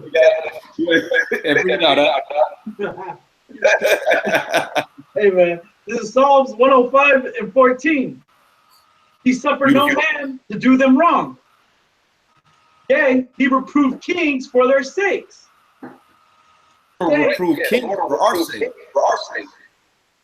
Yeah, like, hey, that's gonna happen. These different governors, mayors, and Lord might jack them up and then put it in their mind, they jacking them up for coming against us, and then they'll come before us and entreat us, man. Hey, well, what? Because it tell you in Matthew the 10th chapter that we're gonna be brought before. Matter of fact, get it. We're gonna be brought for a testimonial, man. Why? Because shit is gonna get so bad out here. The only ones that have the answer, the elites, because the elites they think they got control right now. They gonna realize that they have no control over what's going on, man. Because they they got that book by Albert Pike and it discusses the 3 world wars. The elites think that they're going according to that doctrine, right? Their own prophecy. But then they're gonna realize that, man, the Lord actually put it in the spirit of that devil. All right, the Lord, gave that dude over to Satan heavy. All right, and had him write down the 3 world wars. But what predated it? The scriptures, man. All right, the visions that he gave John on the island of Patmos, man. the elites are really gonna realize that, and then they're gonna say, well, look, man, well, who got the answers? Damn, them niggas on the street, man. These guys, you know, or them bums, them pedophiles, all right, those rapists. That's why it's gonna be beautiful, man. All you people are gonna bug the hell out, man. You're gonna, what the fuck, for real? That's why Wisdom of Solomon in the 5th chapter says that, man. Because we're demonized more than anybody on this earth, man. Hey, we the offscouring. It's the men of the Lord, in particular, of the men of Great Millstone. We're made as the filth of the earth, man. Offscouring. And then you're gonna have to come to us, start with our apostles and elders for the answers, man. That's gonna blow you niggas' minds, man. I'm sorry, brother. You had something to say? Yeah, offscouring. We're the offscouring. The scriptures even speak of that, man. Offscouring. Yeah, like I was somebody came on my comment board. Somebody came on my comment board a video that I did about ISUPK like a couple months back, and when they came up, like they were hella mad, man. They was like you know, they called me a hater. Said, oh yeah, you guys are haters. You guys, all you do is talk about you know. Oh, here it is right here, real quick. It says ISUPK. It says ISUPK is the truth. Stop hating before the Lord make that leprosy grow that's on your lip. So you know what I mean, like, you know, like that was just one of many. They come on there and they talk about how we supposed to make everybody come together, and because we're against that, we're the worst group that ever happened. We're the worst. Hey, somebody told me, hey, GMS is the worst of the worst. Like, matter of fact, when I went to Philly in November, I told my cousin, because I saw him watching General Yahawadah videos. I was like, what you know about this? I said, I'm part of Great Millstone. He's like, oh man, y'all a bunch of rapists, man. First thing came out of his mouth, called me a rapist, man. You know me all his life, man. Called me a rapist, man. You know what I'm saying? And I was like, hey, man, you off, man. Yeah, you're talking about that rape doctrine. You know, what the rape doctrine? You know what I mean? These dudes are out of order, man. You got it, brother. It's yeah, which that's a bunch of BS, man. Hey, if anything, women want to rape us. All right, let's be real, okay? Yeah, man, Jake's been out there, women come up, grabbing all on you, grabbing your face. They're all types of shit, man. Look like having to rape anybody. Yeah, I got Matthews 10, man. Okay, bring that out. Matthews 10. Matthews 10:18. And ye shall be brought before governors and kings for my sake, for a testimony against them and the Gentiles. For a testimonial against them. Because they're going to come for the answers, and just like Daniel, all right? When Nebuchadnezzar's son, Quanawaf, who was it? Belshazzar? His son, when the writing was on the wall. Who was it? Yeah, that was it. Yeah, because he got a testimony from Daniel, and it was against his ass, man. All right, the writing on the wall, and guess what? That night, the Persians took his ass down, man. So it's gonna be the same thing. That's why the scripture said there's no new thing under the sun. The difference is, once this kingdom goes down, it ain't gonna be no other heathen nation coming into power. We gonna come into power underneath Yahawadah, man. All right, so yeah, he was, the dream was bugging him out. He didn't know what to do. And Daniel told him, he was like, hey, man, you through. And that's what we telling America. Hey, America through, man. Yeah. Hey, and can you get Isaiah 47 from the top? Hey, because like we were going into earlier, how America's never been touched. And the scriptures talk about that, man. The scriptures, that's how you know, through process of elimination, through the spirit, that when it talks about Babylon, it's talking about right here in America. All right, because it fits all the characteristics. And Hugh Russell, obliteration, man. All right, and all you brothers, you supposed to be praying up curses every night, every day, and night on the damn, okay? You got damn heretics out here, man. Straight heretics. The Lord got to stop these niggas' mouths. All right, but go ahead, brother. Hey, just real quick, because what you just brought out in Matthews. Finish up in Psalms. Yeah, go ahead. He said, he suffered no man to do them wrong. Yea, he reproved kings for their sakes. Yep. Saying, touch not mine anointed and do my prophets no harm. Touch not mine anointed and do my prophets no harm. And the people who are in the know, they know that we're the prophets. Because you people, you bug out. You're like, no, look, you guys got to be government affiliate. You got to be agents because the spirit has it. We go vote out there. Spirit has it. We be cursing out niggas, cursing the cops, you know, cursing everybody out. And they just can't understand that we're allowed to do that. It's because the Lord put it in the spirit of these. Where they were allowed to so-called, like, they were allowed to live so-called regular lives, right? Outside of that, man. That really gets niggas mad. That's why they try to store his livelihoods, man.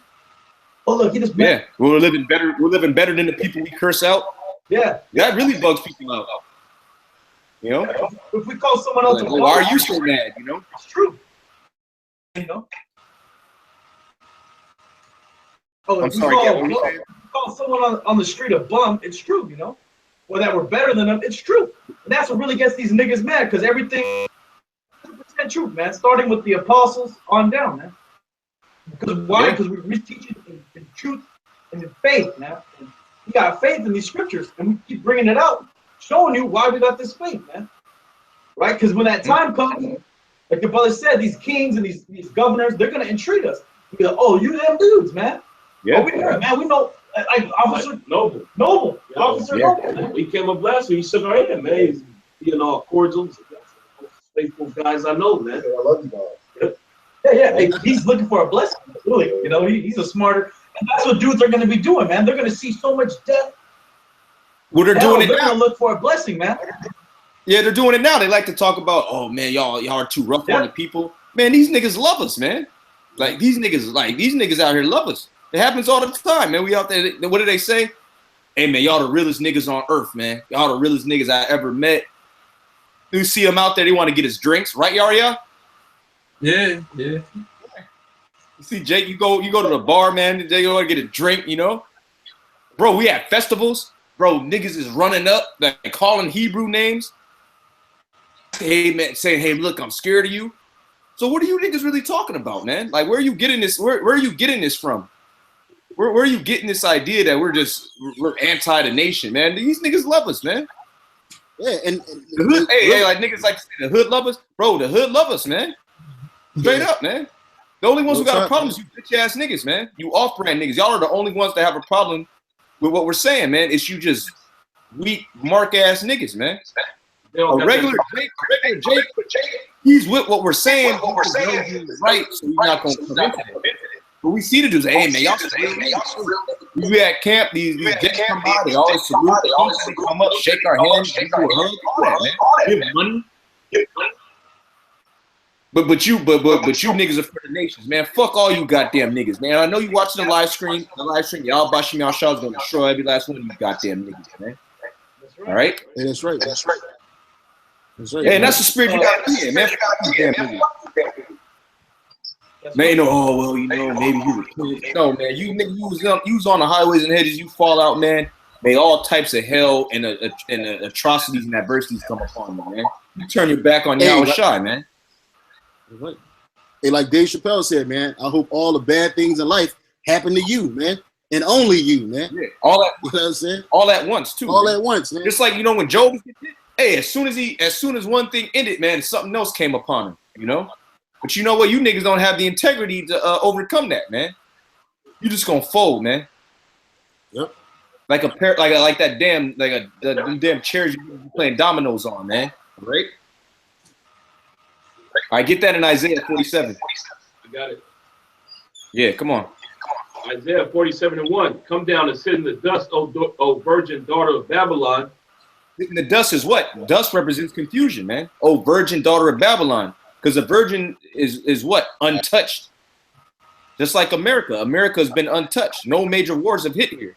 Because all the wars that America's been involved in, they're conducting wars somewhere else. And a lot of times they get tagged into the war for the most part.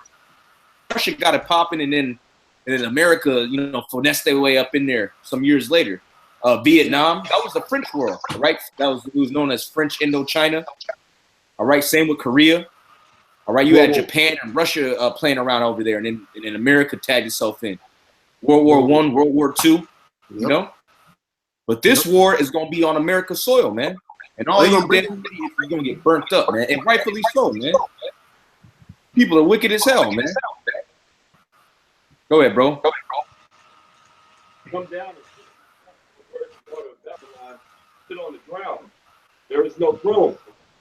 Right, there is no throne. There's no more rulership in America. Hey, because Trump's trying to have America control the new world order, man. But America's time is already done. Like I said, Malachi, thou shalt build. We're trying to rebuild America, man. America, they got these so-called white supremacists groups. They trying to pop back up, man. You guys are through it, man. You guys are nothing but a bunch of drug addicts. Your woman is clean. All right. All right. She just goes gaga for days. How you Edomites gonna build a nation like that, man? Bunch of idiots, man. You got trying to get up there. How Hitler, and then they got the so-called Aryan sign. Was that Edomite thing, man? That goes back to so you Edomites, man, y'all are a bunch of low-level lowlife. You don't know what you're doing, and you just need to shine. Fucking bitches, okay? All right, go ahead, bro. O daughter of the Chaldeans, for thou shalt no more be called tender and delicate. Hey, brother. Hey, Salakian. Hey, that's right, man. America's not going to be called tender and delicate anymore, man. Nobody's going to look at this place and say this is the place to be. This is the place that you can grow, you can become rich. People are going to see America for what it truly is, a shithole, man. Okay, where you lose all moral, you lose all self, all your self. Okay, you lose all your moralistic views, where your heritage is even lost, man. That's a major complaint. Yeah, people are leaving America, and the scriptures tell you that in Jeremiah the 50th chapter. Cut off the sword for the pressing sword. Men shall go to their own land. Matter of fact, somebody get that Jeremiah 50 and that 14. They start at 14 and go down to 16, because people are leaving this place. Oh, a gang of Edomites, they trying to leave here, man.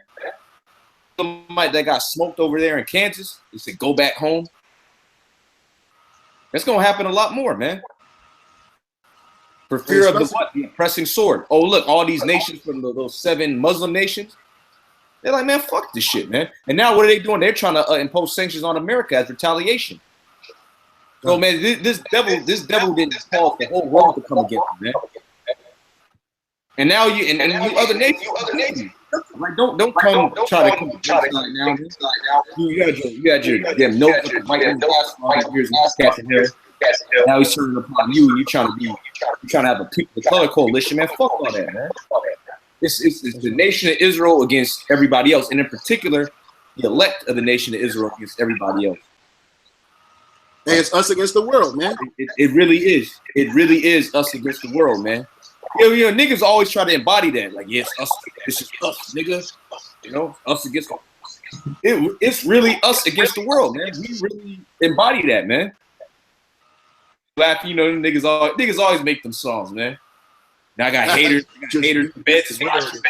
I got haters in beds is watching. Bro, this shit is real for us, bro. This reality for us. Hey, right? a nigga can rap about it because nobody's really doing that. The feds don't give a fuck about them 230 niggas, man. You guys are already in the pocket, man. You guys are already in the fucking pocket. Yeah, you niggas are done, man. Feds watching, taking pictures. Nobody's taking pictures again. Nobody's monitoring your phone calls. Okay, nobody's trying to stop your check. Hey, bro, all they do is okay, this nigga selling dope on Douglas, all right? from 12 to 6 in the morning, every 1st to the 15th. Yeah. Nigga likes this music, you know? Yeah, you niggas taking pictures of your food on styrofoam plates, man. You know what I'm saying? Esau don't give a fuck about your mac and cheese, your Velveeta and cheese and shrimp, nigga. Esau don't care about that. Hey, you niggas are where y'all want to be at. Who they looking at is the men of the Lord, man. And we not talking about it. We not rapping about it. The damn hot sauce on them, the Oscar Mayer wieners and shit. Hey, Jake is rough, man. Hey, Jake is deaf, man. Hey, that hood life is no good, man. That hood life is no good. No bueno, man. That shit is no bueno. No hey, but get that to Jeremiah. Hey, this brother Gabar is gonna be beautiful. His brother's gonna be with us, you know, next week, Lord's will. Lord willing. Can't wait, man. And it's gonna be like this 24/7. We're not gonna have to prophesy, man. So we just gonna be dealing with women, drinking, and putting a foot up the other nation's asses, man. Who would not want that, man? A damn bitch ass nigga, man. That's why you gotta really despise you niggas that fell out, man. But go ahead, bro. Hey, yeah. Go ahead. Hey, you niggas missed the truth, man. Yeah, you niggas missed the truth, man. That's what it is, man. Yo, real talk, man. I learned that women in the world, man, when they start dealing with Jake, they end up missing Jake, man. Having dreams about Jake. You know what I'm saying? Talking all crazy. Because you miss us, man. You miss that taste. Yeah. Oh, well, Yashar, man, all he does is put up old music and videos and pictures of us, man. Bro, he's reminiscent, man. He's over there grooved out, you know what I'm saying? Drinking wine, you know? Super Alpha! You know? You know? But go ahead, bro. Let's get these scriptures. Cause I got Jeremiah. Okay, get it. Okay. This is Jeremiah 50:14. Put yourselves in array against all ye that bend the bow, shoot. Right. All ye that bend the bow. So everybody that has nuclear missiles, they're gonna shoot them over here on America. All right. Go ahead. Oh well, look on that note, Trump's looking like a real idiot because he said North Korea wasn't going to test the missile. They trying you, man. Everybody trying you. All right, because North Korea, they gonna get it popping too. Because who's North Korea allied with? China. Who is China allied with? It all goes back to who? Russia. Common denominator. All right, go ahead, bro.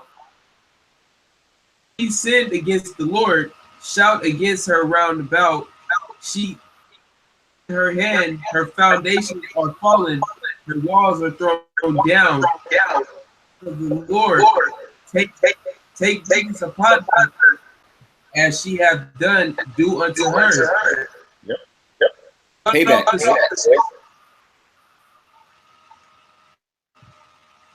Go ahead, bro. Cut off the sun and that in the time of harvest, pressing sword, turn every one to his people, and they shall flee every one to his own land. That's it. And that's why nationalism is at an all-time high. But what's the spirit over there in Europe? Nationalism, like that decrepit-looking Edomite bitch who's running. Her whole platform is anti-immigrant. All right, it's all about so-called being pro-right. Oh, they're trying to say conservative movement, but it's Esau trying to regain strongholds, man. Why? Because all these other nations, you know, they're over there acting a fool in these Edomite-controlled nations, man. All right, and especially here in America, it's gonna get even worse. And these nations, they're gonna want to fail. And we see that right now with these, like I said, the so-called movement. All right, this place being more militarized. People are gonna be like, man, you know what? It ain't worth it. I'm gonna get out of here. And the ones that can't actually make it out of America, they just gonna go into what Esau calls ethnic enclaves, man. Like we be going into, man. You might be in one part of you might be in San Francisco. If you an Edomite or Moabite, you can't go to Oakland, man. You can't even cross that bridge. You might get lit up, man. So this thing is about to get real out here. Hey, but you know, I'm about to hop off. You brothers got it. Yeah. You know, Lord's will. I'll see you brothers at camp tomorrow. And see the brother Gabar. Brothers and you brothers listening, pushing, stay strong. Don't listen to Satan. All right, whispering in your ear. Hey, because you don't want to be like these miserable ass niggas, man. We got a kingdom right around the corner. All right, just keep doing the work. All right. And y'all bashim y'all shah brakathum.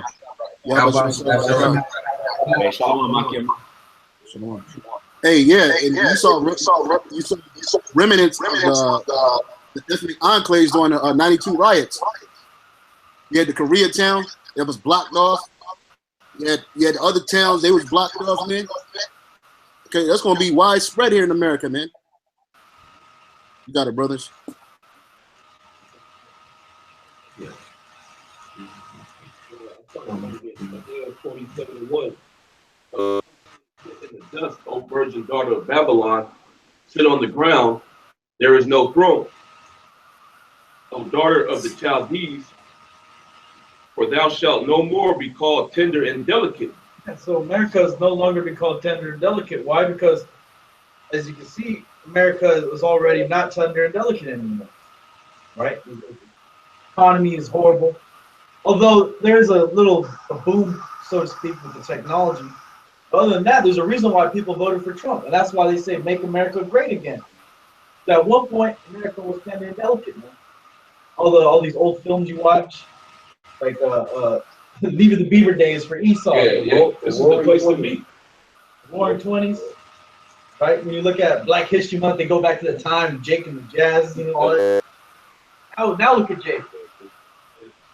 Esau destitute too. And Esau He really went bad. from Leave It to Beaver, To Leave It to Bruce Jenner. now they got signed. You got Edomite bums on the street, man. You got Bruce Jenner person on Trump, man. He told me to give him a call, man.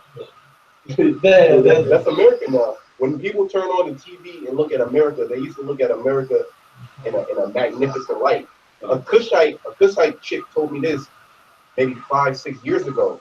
How they wanted to come over to the country. They said, like, I thought America was going to be great. Like, they really thought it was like the road was paved in gold. That's what they thought. They're like, no, I want to get. After my education, I'm leaving. We're going back home.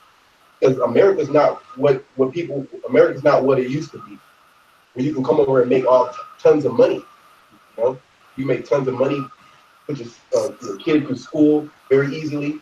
You can survive off one income and put your kids in school and get a loan for a house. Yep. And have money for retirement. To pass on to your children. Okay. Now that's non-existent. Now I was looking at an article a couple of days ago. They said since about 30 years ago, it takes about double amount of money to retire. Okay. Why is that? The wages increase? No, it's called inflation. Because the value of the dollar is a lot less. Okay. In order to do a service or to make a certain product, you have to take more FRNs, more Federal Reserve notes to basically accomplish that debt. All right, because what? The valuement of the dollar is increasing. Because why? The trust in the dollar is decreasing. The trust in America has decreased. That's why other nations are flexing on America. North Korea is launching missiles. They don't want that petrodollar anymore, man. But Trump and his investing, all that money going to the military, all his money, is just him investing on the petrodollar, thinking that there's going to be value in that. The petrodollar is going to crash, all right? It don't matter how great Trump is going to make America or these American elites. As soon as the gold goes from the elites, they're going to crash that dollar, man. They're going to move to that cashless society. They're going to push the RFID chip. And America being tender and delicate, that's gone, man. Right? You can see the statistics. You can see how many people terrorist attacks, right? When 9/11 happened, they weren't calling America tender and delicate, man. Yeah. A lot of people was rejoicing. They were saying death to America. Yeah. All right. Hey, other countries that by America, they was over there rejoicing. Man. Hey, real quick, brother. Hey, just to back up what you were saying. This is James 5 and 4, 5 and 1. Go now, ye rich men, weep and howl for your miseries that shall come upon you. Your riches are corrupted, and your garments moth-eaten. Your gold and silver is cankered, and the rust of them shall be a witness against you. It shall eat your flesh as it were fire. Ye have heaped up treasures together for the last days. And that's going back to your money system being worthless, to your political system being trash, to your financial sector being shown to be nothing but a bunch of corruptors and robbers and thieves. Okay, even your gold in your vaults is worthless, man. It's cankered. It is mixed with tungsten. Okay, hey, everybody's starting to see that this place is nothing but a nightmare, man. You should call it an American dream, but this is the American nightmare, man. And these nations, they don't want to live over here. They don't want to see that, especially when Jake start getting really roused up, man. They're gonna try to get the hell up out of here, man. And the dream is over, man. Okay, And it died. That dream died in the 1950s, man. You got it, brother. Article from apartmenttherapy.com. It says 11 hours of work today equals 40 hours of work in 1950. So basically, well, it should be the other way around, really. All right. Back in the day, they used to work less hours than they did today. All right. And they actually had they had more time to spend with their families. And what the work week was about, what, like 20, 25 hours, man. It was going to work. You know, and they was making the same that these people make today. A lot of these people got 2 or 3 jobs, man. Putting in 60 hours, 70 hours at the damn job. Just to get by. And just to get by, not even including commute. Yeah. You know, you got people that sit in traffic 5 hours out of the day commute. Yeah, people drive all the way from Modesto to San Francisco on the daily, or Tracy. That's over the hill outside of the bay. That drive alone is like 2 tolls. And people are slaves. And it's like 2.5 hours, you know? So that's 5 hours a day. They're literally slaves. Now, I had a client that told me that the company that she works for raised a couple $1 billion in their industry. They're in the medical field, and they do testing. Like, they're doing a blood test for the early cancer. So they raised all this money. I'm like, shit, like, can I get some money? And it's like, well, I'm doing all the work. Can I get some money? And this bitch is living fucking basically paycheck to paycheck, man. She said she gotta wait to get paid to buy a new pair of shoes, man. And she's living in a high rise in San Francisco. All right? Because what? The money system is worthless, and then you nations come over here and you try to buy into that American dream. But they're just getting robbed over here, man. And they're getting robbed. Well, like, the problem, America being tender and delicate, back to the scripture, right? You go to Detroit, at one time, that was tender and delicate, that Motown, that all the industries there, and then it went under. Pittsburgh, that used to have the steel, and then they made better factories, other places, and that went under. Those places never came back. But here in the Bay Area or California, especially here in the Bay, where you got all these new tech money, people who are born here, they can't afford to live here, man. They can't afford it because Esau just jacked the rent up so high, it's impossible to survive without working 70 hours, man. Being a complete slave. Or then what are they doing extra? Then the bitches start hoeing. The niggas start selling more drugs, right? All this more wicked shit to make the ends meet, man. And these people are real low. They're real low, these people. Way back in the day, you could actually live off of minimum wage, man. You know?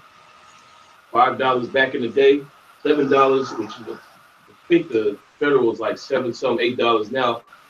Back in the day, the 50s, you could actually live off of it. Buy a house working minimum wage. You can't do that now. You get gas and put 35 cents, 45 cents, you know, $1. Fill the whole tank to last you a whole week. Cars ran better.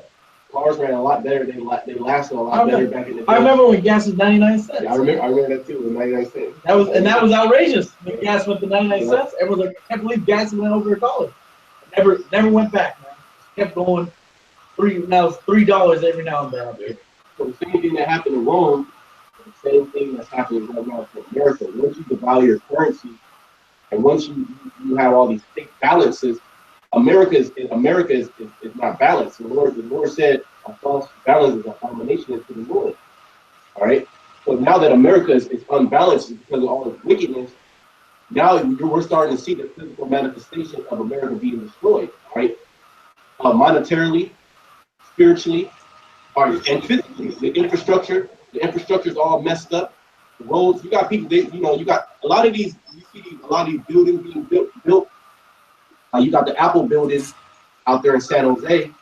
A lot of these infrastructures are being built and being funded by out of country investors. They're not even investors in the States, man. You got the potholes all messed up in the streets. Infrastructure's falling down. Bridges are all messed up. I saw an article just for the floods that just happened all over the California. Just to update its new infrastructure, all the roads, it's gonna be $50 billion out the door, man. So where are they gonna get that money from? Yeah, you got Slocky. Yeah, I was saying, yeah, you got Trump talking about he's gonna petition to a great building resurgence and building. When he was at Congress last week, he was talking, or over the week, he was talking about how he was going to he's going to institute a new rebuilding of America fund, basically, like nothing, like they did during the time of Roosevelt, man. Okay, or the Dwight Eisenhower, actually, during the time of Dwight Eisenhower, where they built the highway system. Now he's talking about he's going to rebuild America's infrastructure, but you're not going to be able to build America's infrastructure, man. The infrastructure is at a D, man. You're not going to bring it up from a D to a A in 4 years, man. Get out of here, man. You know, and on top of that, point blank simple, man. You can't bring it back, man. It's already too far going, man. You can't bring it back, man. You got it, brother. I can't hear you, brother.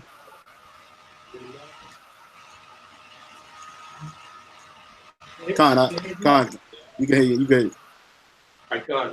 This is from the Business Insider. I'm just going to it real quick. It says, how well can you live on minimum wage? And I'm going to jump down. It's going into the 1950s. It said, often looked to as a model era. Yes, that was the best time to be an American when you was living in the 50s, man. That was Esau's prime. All right. The 1950s may have been nearly as picture perfect as Leave It to Beaver seemed to suggest. Minimum wage workers could pay rent for a month for less than a week and a half of full-time work. So you go to work for a week and a half, you're like, fuck it, I ain't showing up no more, man. Your rent's paid, your utilities can be paid, you still got money to go, do whatever, man. All right, now you got to work 40 hours a week, every week, for the whole year, You take a few days off, you get check short, man. If you get sick for a week, you might not be able to make the rent, man. Yep. And that's if you get 40 hours, because they be getting niggas like 33, 36 hours a week. Yeah. You can't survive on 40 hours a week. You have your own spot, man. Well, that's why Esau got all these benefits, man. EBT cards. Yep. You get Obamacare, Obama phones. A lot of these, who knows that hustles? The goddamn black woman, man. Right?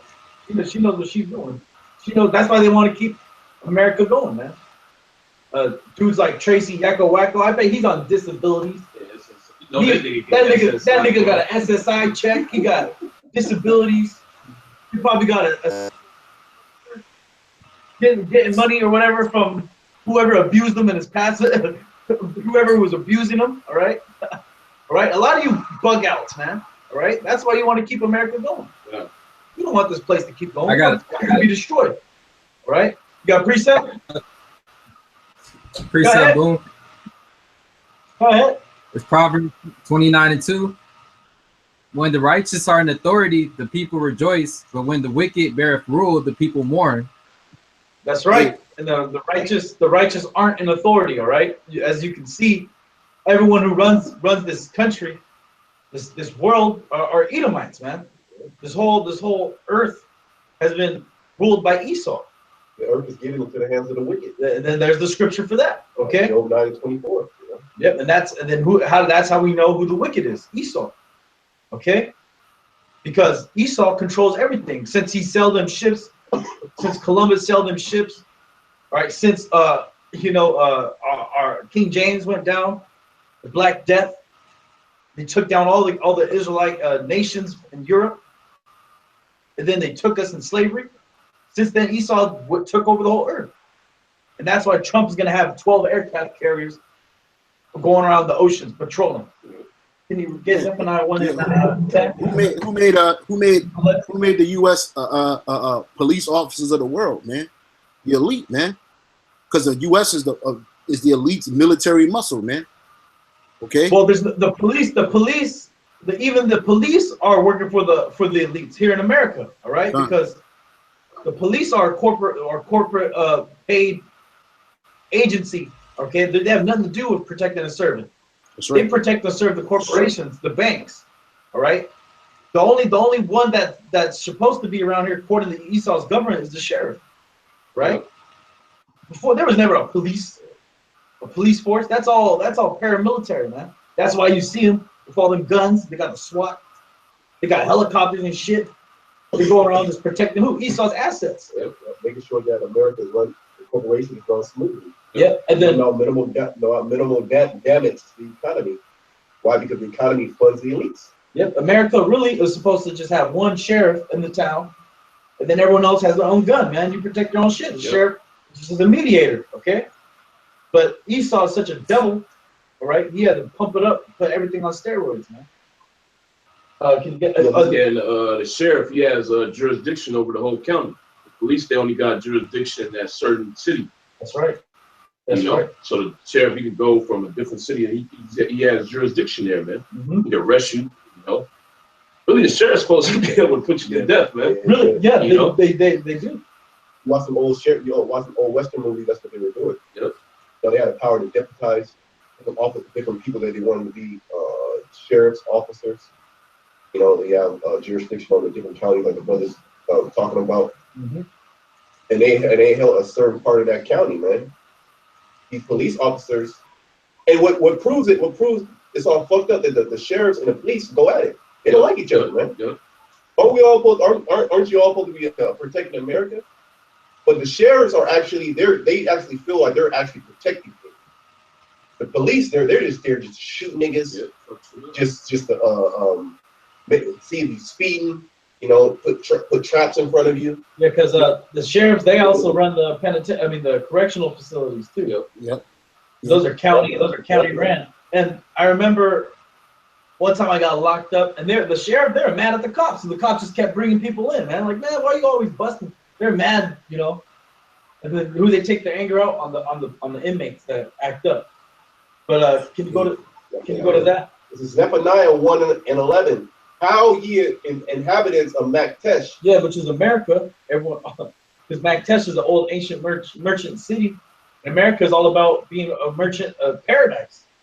It's the largest market, like the brother Nicole was saying earlier about GDP. America being the best in everything. Well, America is the largest market on the planet Earth. Okay, there's no other market that moves more money in and out. Okay, here to there. So much capital is being used and then invested. I'd be watching a lot of the financial news, and everyone waits for what? They wait for the New York Stock Exchange. Yeah, London is huge, right? But they bet on what's gonna happen in New York, right? On Wall Street. Yeah. You know?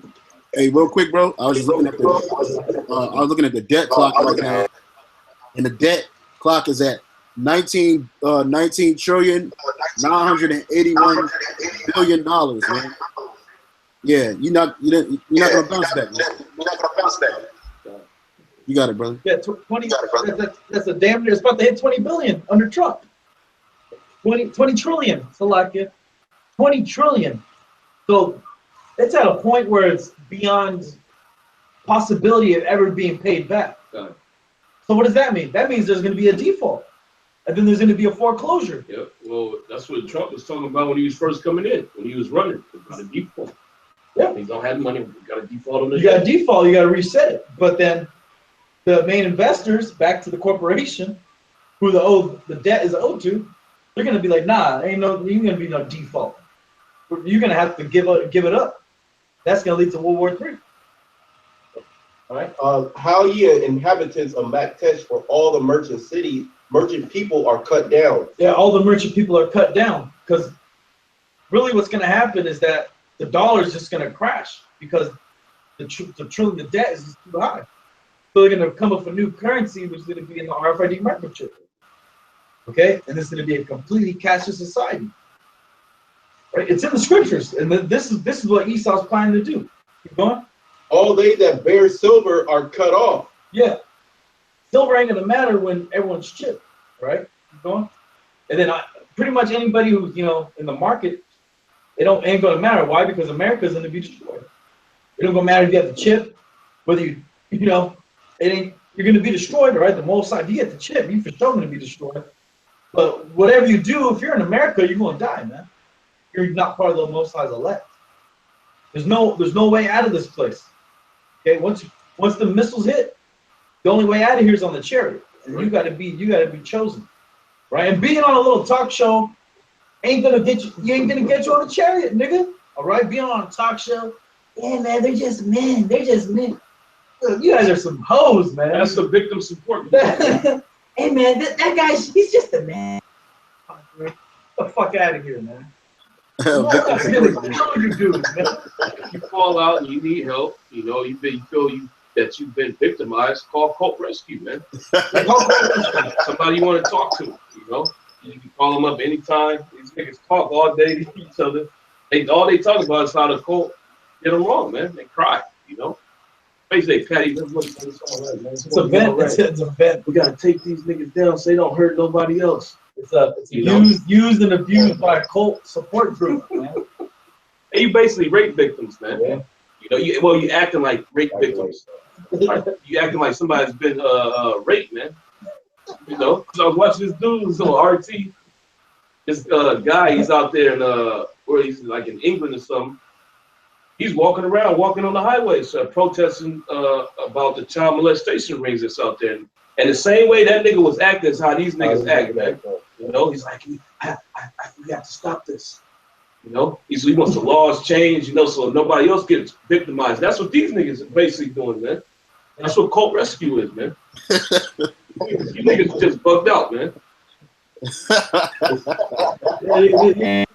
Live show, man. They're gonna have a cartoon picture and they're gonna be talking on the phone. Yeah. Verse 12, and it shall come to pass at that time that I will search Jerusalem with candles and punish the men that are settled on their leaves. Right, and then on their leaves, that's the men that are at the I forgot what it meant. They basically like comfortable where they are, you know. Yeah. They gain enough in this society and they cool. Which is Jake. Yep. Which is Jake. Well, said Israel. Mm-hmm. So he's searching Israel. He don't care about he's all done anyway. All right. This is to the niggas out there that's comfortable, man. You feeling good? You in a cool position. You want to stay that way, or you want to get more substance in this society. You want to get a house. You know, we got to talk about economics. You know, we got to build our own city. Well, shit. You got ex-cult members. They want to try to make it now, right? Come on, man. This place is gonna be destroyed. It's too late. It's too late for you, man. You wasted the best years of your life in the cult. Now you just gotta be a regular nigga now, man. That time for you to reach that pinnacle of your life, okay, be a top nigga, be rich. It's over, man. Yeah, that eBay page ain't gonna come to fruition, man. I just keep getting they got an eBay account. It reminds me of shout out to Kalayala, man. Don't get mad at me again. But he said, right, if it wasn't for this truth, he's all I wanted to be growing up was a drug kingpin or a rapper. That's what he said, man. He's like, I just want to be a drug kingpin or a rapper. But I'm the truth, you know? I was like, damn, he wasted it. Well, really, the Most High, you know, spared his ass, but really, not really. You ain't niggas no more. He took that time because you got to build up a rep. Anything you're doing, you got to build a rep up, man. You know, brothers in the truth, if they want to use that, you know, set up a business or something for means of just getting by, the Most High, he'll elevate it quick. Yeah. But you niggas, you got to put in extra work, man, because the Most High is completely against it. So you got to fight hard, you know. You got snakes, niggas coming and trying to take this shit down. You know, and it takes years, man. Yeah. Basketball players, man. You got to put in hard work, man. Yeah. And then you can't just leave for 5 years and then come back and think you're going to be the top nigga, man. Or you can try to come back. You can try to come back to the Most High to zap your Achilles. Yep. You can zap your Achilles and you ain't never gonna come back, man. All that hard work is for women. So then the Most High really destroyed you. He said, you know what? You ain't worthy of this truth. You ain't worthy of being a basketball nigga. So what do? He took your fucking Achilles away from you, and then you just fell out, man. That's cold, man. The Most High, cold, man. I'll go back. This is verse 12. And it shall come to pass at that time that I will search Jerusalem with candles and punish the men that are settled on their leaves. The Lord will not do good, neither will he do evil. That's them niggas, man. The Most High won't do good or evil. That's what all these dudes are saying, basically. All these different camps out here, which is the reason why they play the position that they do, man. They actually don't believe that the Most High is going to destroy this place. They don't believe that the Most High is going to bring the kingdom in. So what is their solution? We got to stay here. Like that's for the reason that nigga Yahawadah says that. We got to build our kingdom in this man's kingdom. That's why a nigga on bike shooting guns. He wants to take the so-called white man down. He doesn't believe that the Heavenly Father is going to do it. We got to do it ourselves. Well, he sold out. God. He sold out. He's doing what Esau's telling him to do now. Demonizing Israel. But through the Spirit, that guy's just going to get all, demonized to the point where Esau's going to roll on us. Once when Esau rolls on us, that's when that standard coming. So, that bugged out nigga, the Most High is going to destroy his ass, man.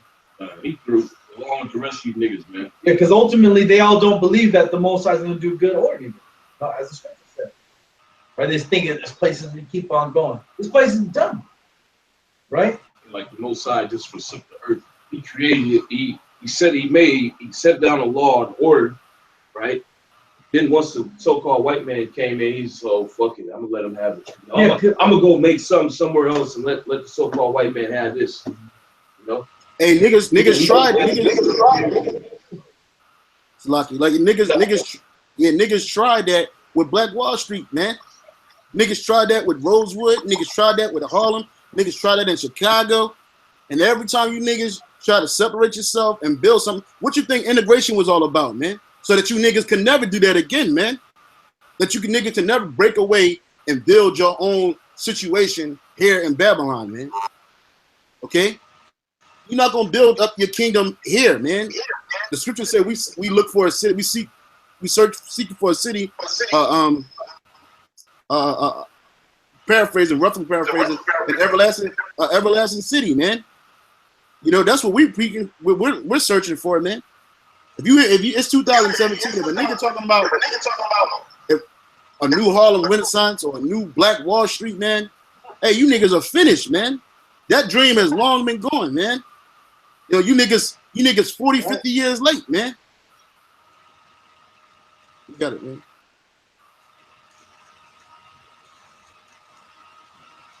Yeah. I got it. First tree, voice. Yeah, kind of. Yeah. I see. It started at three. Just Isaiah. But back to what the brother was saying. About the Most High forsaking the earth, right? The Most High, first of all, he never forsake Israel, okay? According to his promise with our forefathers Abraham, Isaac, and Jacob, okay? And then now Yahawadah even more so, okay? So it's not only that, all these plants of the whole earth is like destroyed, man, because this goddamn devil. This devil really has destroyed the earth to a point that it can never get better, man. It's like a cancer. The amount of plastic in the ocean. There's so much plastic in the ocean that there's a percentage of like every living organism in the ocean has fucking plastic in it. So when you go and eat something, it's a fish, a clean fish, you're eating mercury, you're eating plastic, you're getting all kinds of. That's supposed to. Fish is supposed to be the healthiest food, omega-3, right? But you eat it nowadays, it's so destroyed that you're gonna get cancer eating that. So do you think the Most High is gonna forsake the fish? This white man went all over the place building dams and shit, destroying all kinds of habitats. In the rainforest, he just has leaky pipes, just abandoned oil wells that are just leaking oil into the rainforest. This guy's the devil. You can't fix that because you can't get in there and plug it up. It's just gonna keep.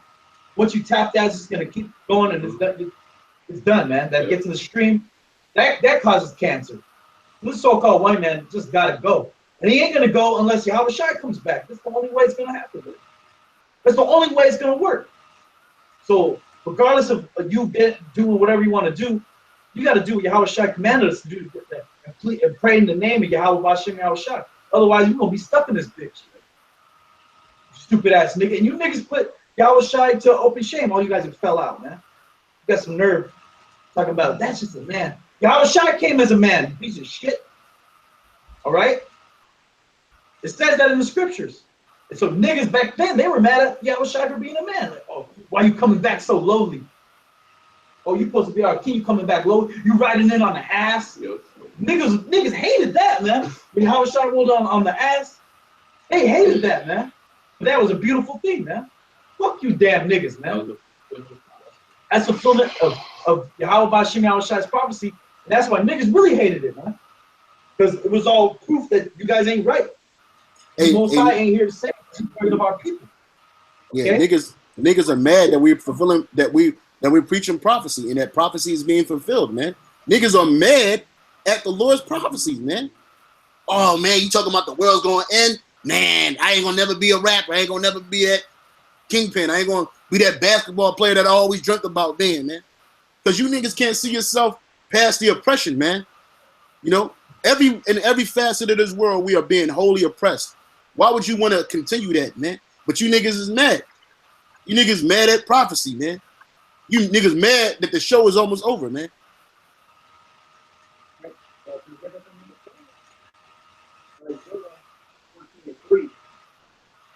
And it shall come to pass in that day, the Lord shall give thee rest from thy sorrow, and from thy fear, and from the hard bondage wherein thou was made to serve.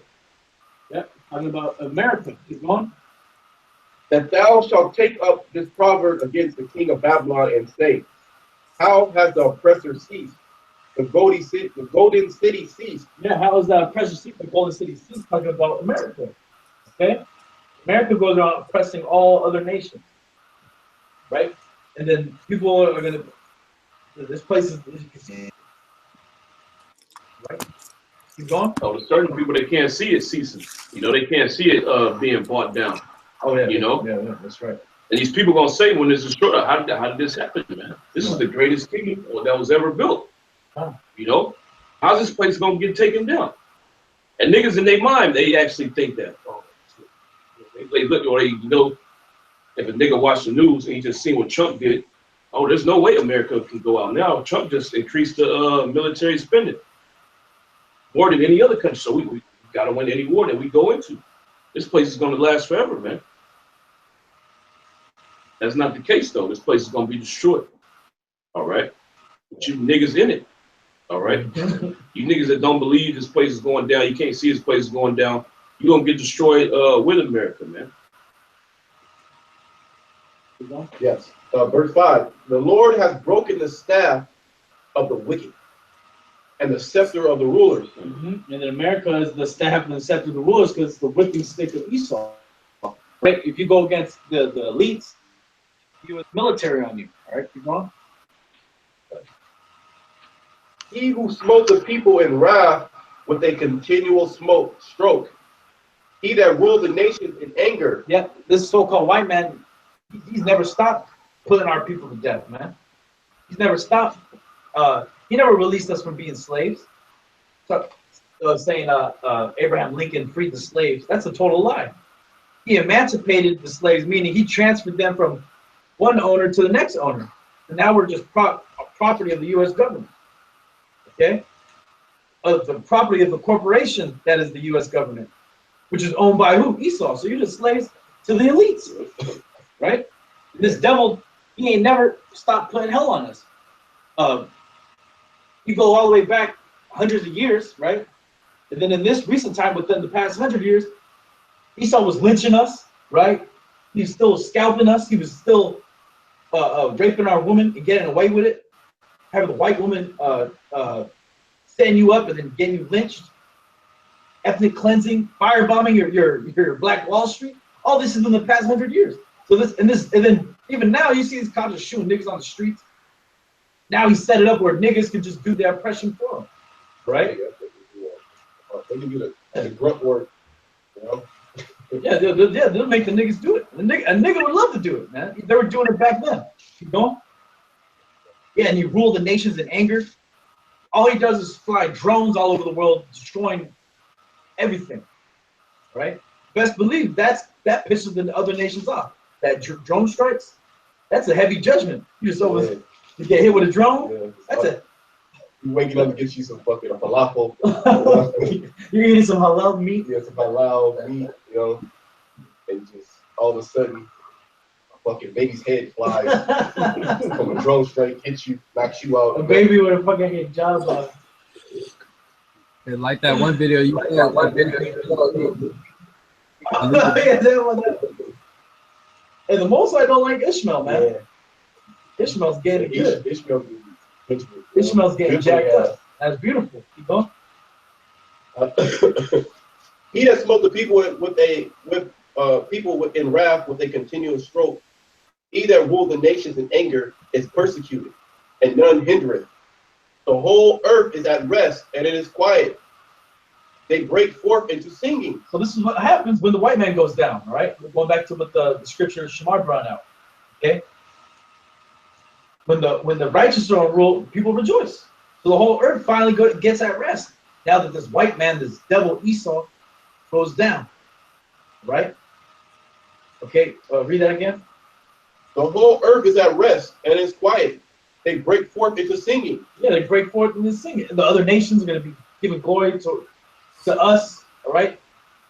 To the spirit of Yahawadah Shem Yahawadah, right? Because we're going to be ruling over them. They're going to be our slaves, all the other nations, all right? Keep going. Yea. The fir trees rejoice at thee, and the cedar trees of Lebanon, saying, since thou art laid down, no feller is come up against us. Yeah, so this devil, all he does is destroy everything, man. He destroys the forest, right? He destroys all the clean water he can, right? I don't know, the new Planet Earth 2 came out, right? Okay, I haven't seen it. Yeah, so the new Planet Earth, of course, all they're talking about is glaciers, right? Oh, the glacier is fleeting on all these different mountain ranges, you know, because it's a high temperature. You know damn well if that's really happening, you know, Esau has something to do with it, man. He's using HARP, fucking shooting lasers at it, trying to melt the glaciers, or running chemtrails, chemicals, just to kill everything. This Edomite is the real devil, man. Okay? And he's doing that. He's doing that to nature. And he's doing that to you stupid peon people here. Giving your children vaccines, right? Everything he's creating is just to make you die, man. Yeah, he's deaf, man. You know, he's really a pretty deaf. Yeah, he's a harbinger of death. He's an inorganic species placed here on the planet Earth that doesn't. The Earth vibration is not on the vibration. He's all totally contrary against life. If he sees a tree, his first reaction to the tree is not, oh, this is a beautiful tree. It's actually, you know, it's bearing fruit for me to eat. I need to take care of it. What he wants to do is either he wants to destroy it, cut it down, to build something, some type of a killing instrument, or he wants to modify the tree to make some type of money off of it. He doesn't care how it will affect the ecosystem, how it will affect other nations, or even his nation, even his kids, or even his well-being. He doesn't care about himself. All he cares about is his lust. So he's inorganic in an organic society, man. Even all the other nations have respect of the land. You go into their customs of the other nations, all the other nations gave reverence to different animals. That they even turn them into gods and worship them, which is going on. But then they had some type of level of respect for the earth, man. They knew that, oh, look, the earth is actually providing me something. You know, I need to take care of it. All nations had that, but the so-called white man. But now so Esau's in the framework, we're talking about the goops. China, man, the pollution's so thick. Yeah. You can't even see 4 feet. Hey, it's heavy. It's heavy, man. Real dark. Right? And then I was watching a thing, I guess these Edomite woman out in Scotland, they put air in a jar. It could have been fake, I don't know. They said they sell it to... They sell air out there in China. Yeah, and then they go in the room and they try to breathe fresh air, because all they do is breathing shit all day. They got a lot of coal plants out there. They're running coal and all other different types of stuff, man. Probably the gasoline that they sell is real low grade. Everything low grade. Them gooks are living like how Esau was living in England back at the Industrial Revolution. Right. It was just like free fall, just dumping garbage everywhere, just running all kinds of fuel everywhere. Just pollution, motherfuckers dying of black lung. They got fake food out there. They're eating plastic rice now. Yeah, and you know what? But them gooks are the disgusting people. Hey, I was just who's the Moabite king with the stomach? Eglon. Yeah, I was. And that was toxic, man. And you gooks are mad at Esau because you're like, damn, we did all this for what? Edomite society, man. That's ruled over us. We put our people in danger, and we basically destroyed our land, man. Our land to what? To further appease you people here in America. Because pretty much every item here in America is made in Gootland, in China, or in Thailand, China. Okay, for the most part, what 70-80%. And pretty much everything. If you got an iPhone, that shit was made in China. That shit was made in China and so-called symbol in fucking Silicon Valley. That's all bullshit. Okay, but the Moabites, they destroyed their land, and they destroyed the earth, the air, the water, the pollution. What? To fund this machine called America, man. And the nations are mad of that. Yeah. They had to destroy. And now they're taking environmental actions now. Like, oh shit, we got to do something. And now they're like, damn, we want to rule next. So our country's all fucked up. Yeah, they're trying to save their panda and shit. Yeah. I'm sorry, brother. I just saw a poster in the laundromat that said they were talking about Chinese culture, and it said, "Come visit and come see a divine culture." Duke land is not divine, man. There's nothing divine about the Moabite culture, man. Because you see a bitch with some makeup on, flaring her arms around with long garments. That's not divine, man. You go to China, you'll see that it's a really sick place, man. You know, really terrible. It's actually a terrible place to live, man. And the people are just as terrible. Oh yeah, they all look the same, man. You get lost, man. Just seeing so many. Hey, I had a real quick scripture, brother. Okay, go ahead. This is Ezekiel chapter 7, verse 24. Wherefore I will bring the worst of the heathen, and they shall possess their houses. I will also make the pomp of the strong to cease, and their holy places shall be defiled. And that's what Esau is. Esau is he's the worst of the heathen, man. You know, you look at a group and like, but hey, there's something worse than a group, man. Edomite, man. You know, he's low class of it all. He's the bottom of the barrel of mankind, the basis of men, man. You know, it is spiritual because Jacob, Israel, we're the best of men, yo. Hey, we're the sons of the living power, man. And Esau, he's the worst of men. He's the son of the wicked, man. He is the wicked. You got it. Man. That's right. The Most High is spiritual. Everything's a perfect balance. Okay. And then, of course, he's going to let Esau get the piping of the wicked is short, right? So he's going to let Esau get what he got to do. Why? Just to show his power in destroying them, man. Yeah. Just like he did with Egypt, just like he did with Rome. All these major nations, the Persians, right? The Most High raised up Babylon. He's just raising it up again. Here, he's raising up all them empires, all in one that you're saying here in America, man. Right? Just super wicked, and it's going to be a beautiful, beautiful destruction, and then it's going to glorify Yahawadah Shem Yahushai's power.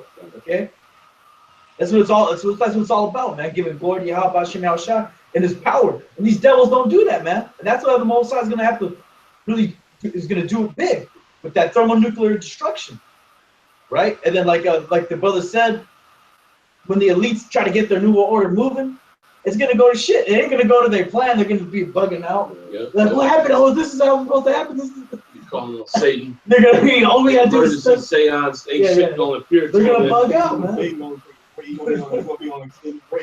And they're gonna have to hit. They're gonna have to counsel. They're like, okay, well, I heard you know, you're gonna have to try to find into the Lord, man. Them dudes know what's gonna happen. All right, we're gonna go back onto YouTube, but YouTube's gonna be gone by then because you shut it down, you damn devils. So if it's niggas, you're gonna be, oh man, what about this? Oh, Oh shit, you can't go on, you can't find. What was the name? Oh man, what the hell? Your niggas are gonna be done, man. The niggas talk about coming down to the camp. They don't want to come down that day. They gonna come down. They gonna try to come down to the camp, man. Niggas gonna leave their office, their little closet or whatever room they be at, typing, talking shit, or wherever they have their bathroom. Niggas gonna leave this bathroom. They gonna come down to the street looking for the men of the Lord, man. All right. And the only answer you're gonna get is gonna get put to death. That's if we're even out there. Yeah. You know, we might not even be there. You might not even get to ask questions. You're just gonna bug out. Don't shoot yourself. So, and like the brother said, the Most High is gonna destroy this place. He let Babylon get built up. It's gonna be a major destruction. But the Most High, he let Esau come into power to show you what the pinnacle of wickedness is, and the Most High is going to be more glorified when this place is destroyed and it's brought back to its pristine condition, man, through the Israelites. All right, so we're the ones that's going to help refresh this place, okay, with the spiritual power, like the brother's going into. You can't stop the oil from coming out. You can't do that through physical. You can do that. You can spiritually cleanse the earth with spiritual power, okay? Niggas got a problem with you talking about spiritual power. Niggas got a problem with everything, bro. Nah, can't talk about spiritual power. Niggas are bugged out, man. You know? Yeah, spiritual power is just going to help clean the earth up, man. You want to get rid of the plastic that's in the ocean, spiritual power is going to do that. You know? So everything is going to go back to the way it used to be with the help of the elect, okay? And those spiritual bodies that they have, man, which is part of the gospel. And see, niggas hate, man. Niggas love pollution. They love pollution, man. They love staying in a polluted kingdom where you gotta eat canned tuna fish out of aluminum cans that have mercury in it, you know, hot ramen noodles with plastic. You gotta drink water. You gotta drink water that has over 100 different chemicals in it that you don't even know. Microbes in it. Yeah, microbes, organisms. yeah. Now you got nanotechnology living in your water, you know, getting cancer at an all-time rate. The majority of your family dying from AIDS or cancer or heart disease or getting shot, liver failure, drinking too much, and drinking too much, or they on heroin, or some type of methamphetamine, some type of narcotic. You niggas what you got a whole bunch of pedophilia. Like your boy Hugh Razzie said, got a lot of pedophilia going on. Okay, within the Israelite community, man. Hey, these kids are all messed up in the head. These guys want to they want to stay here. They literally want to stay here. They don't want their bodies to be changed so they don't feel pain anymore. And they're righteous. They really be like, even okay, you be like, damn. All right, I know I'm wicked. All right, no, I'm not be able to come to the Lord, but you know what? I at least want the kingdom. These guys don't even say that. Like, you know, I'm gonna come back. At least I'm not the king. At least I'm righteous. Everything's gonna be okay. You know, these niggas don't even want that. They actually literally like, no, we don't want the Lord. They want the so-called white man to be their Lord. They want the so-called white man to give them all the answers. Yeah, a nigga like to complain. Nigga love to complain. That's what I'm realizing. 2/3 of these niggas, they just love to be in a situation where they can complain about some shit, man. You know, they don't really want it to fix. When you complaining about something in that kind of manner, you don't really want it to be fixed, man. You don't want things to be right. You know, niggas like living wickedly, man. I got a precept. This is Exodus 9 and 16. The Lord said to Moses early in the morning and stand before Pharaoh, saying to him, thus saith the Lord, power of the Hebrews, let my people go, that they may serve me. For I will at this time send all my plagues upon thine earth, and upon thy servants, and upon thy people, and that thou mayest know that there is none like me in all the earth. For now I will stretch out mine hand, that I may smite thee and thy people with pestilence, and thou shalt be cut off from the earth. And in very deed for this cause have I raised thee up, for to show in thee my power, and that my name may be declared throughout all the earth. right? And the same thing is going to happen with America. All right. Back then, Egypt was the top empire on the earth at that time. All right. And now what? America's the top empire on the earth. Okay. The Most High is going to destroy this place, and he's going to bring, and the whole earth is going to know that Yahweh did that. Okay. One of the main reasons they're going to know is because we're always pushing that name, man. We're always pushing the names of Yahweh and Yahawadah. All right. We were saying that these entities are going to deliver us out of here, man. All right. Then if you didn't get it by then, when you see the destruction of this place and you see the deliverance of the nation of Israel, you're going to know when the elect comes out those churches and put your ass in slavery, man. All right. Then you're going to fully get the memo. All right. Side just destroy that place, and these are the Israelites, and they're here to enslave you, man. All right. Go on that. One. It says, and in very deed for this cause have I raised thee up, for to show in thee my power, and that my name may be declared throughout all the earth. Yep. Verse 17. As yet exaltest thou thyself against my people, thou wilt not let them go. That's what Esau is doing. All right. He exalted himself against the people. It tells you that in Isaiah, I will sit also upon the mount of the congregation in the sides of the north. I will exalt myself above the stars of heaven. Okay. We're the stars. All right. And Esau has exalted himself above us. What was he called? Niggas, spakes, wetbacks, monkeys, savages, slaves. You know. Keep going. Behold, tomorrow, but about this time, I will cause it to rain a very grievous hail, such as not have been in Egypt since the foundation thereof, even until now. Right, and so pretty much, you know, through the Spirit, we're going to be having the Passover soon, and we're going to be having another deliverance, a new Egyptian Exodus type deliverance real soon. Right, I think that's in Jeremiah 31, right? You know what we said? Right. Jeremiah 16. Yeah, you want to get that, Brother Shaw? That's the Spirit. Yeah, because the Most High is going to be even put. It's going to be even more. Well, I'm not going to say that, but the Most High is going to have to show His power again. It shows His power through His people, man, the Israelites. Well, it is going to be more spectacular than what happened in Egypt, because this time nuclear missiles are going to hit this place. It's going to be completely wiped off the face of the earth, okay? And when those nuclear bombs explode, they break down the elements, okay? And the Most High is going to send so-called UFOs, which are the chariots. He's going to send those over, okay? Yahawadah leading the charge. He's going to send those over Babylon and deliver the elect from out of the nuclear fire, man. So this is going to top anything the Most High has ever done, okay? Which is the reason why it says this here in Jeremiah. Jeremiah 16 and 14. Therefore, behold, the days come, saith the Lord, and it shall no more be said, the Lord liveth, that brought up the children of Israel out of the land of Egypt. And why is it going to say that? Because this deliverance is going to top what happened in Egypt, man. Okay? So really what happened in Egypt is going to be removed from these people's mind. They ain't going to even bring it up. Because this deliverance is going to be more spectacular than that, man. Okay? The Lord liveth that brought up the children of Israel out of the land of Egypt, but the Lord liveth that brought up the children of Israel from the land of the north. Right? And that's talking about America. All right? So it's going to eclipse the deliverance of Egypt. So it's going to be, hey, this is the Lord that did the deliverance out of Babylon, out of America. Keep going. And from all the lands whither he had driven them. Because it's going to be from all over the earth. Okay, wherever the Most High's elect are, Most High is going to be delivering you.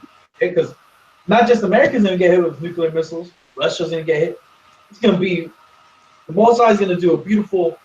It's going to be miraculous when He renews the earth after that. This is going to look like we're going to be in the church and see that it's going to be complete desolation.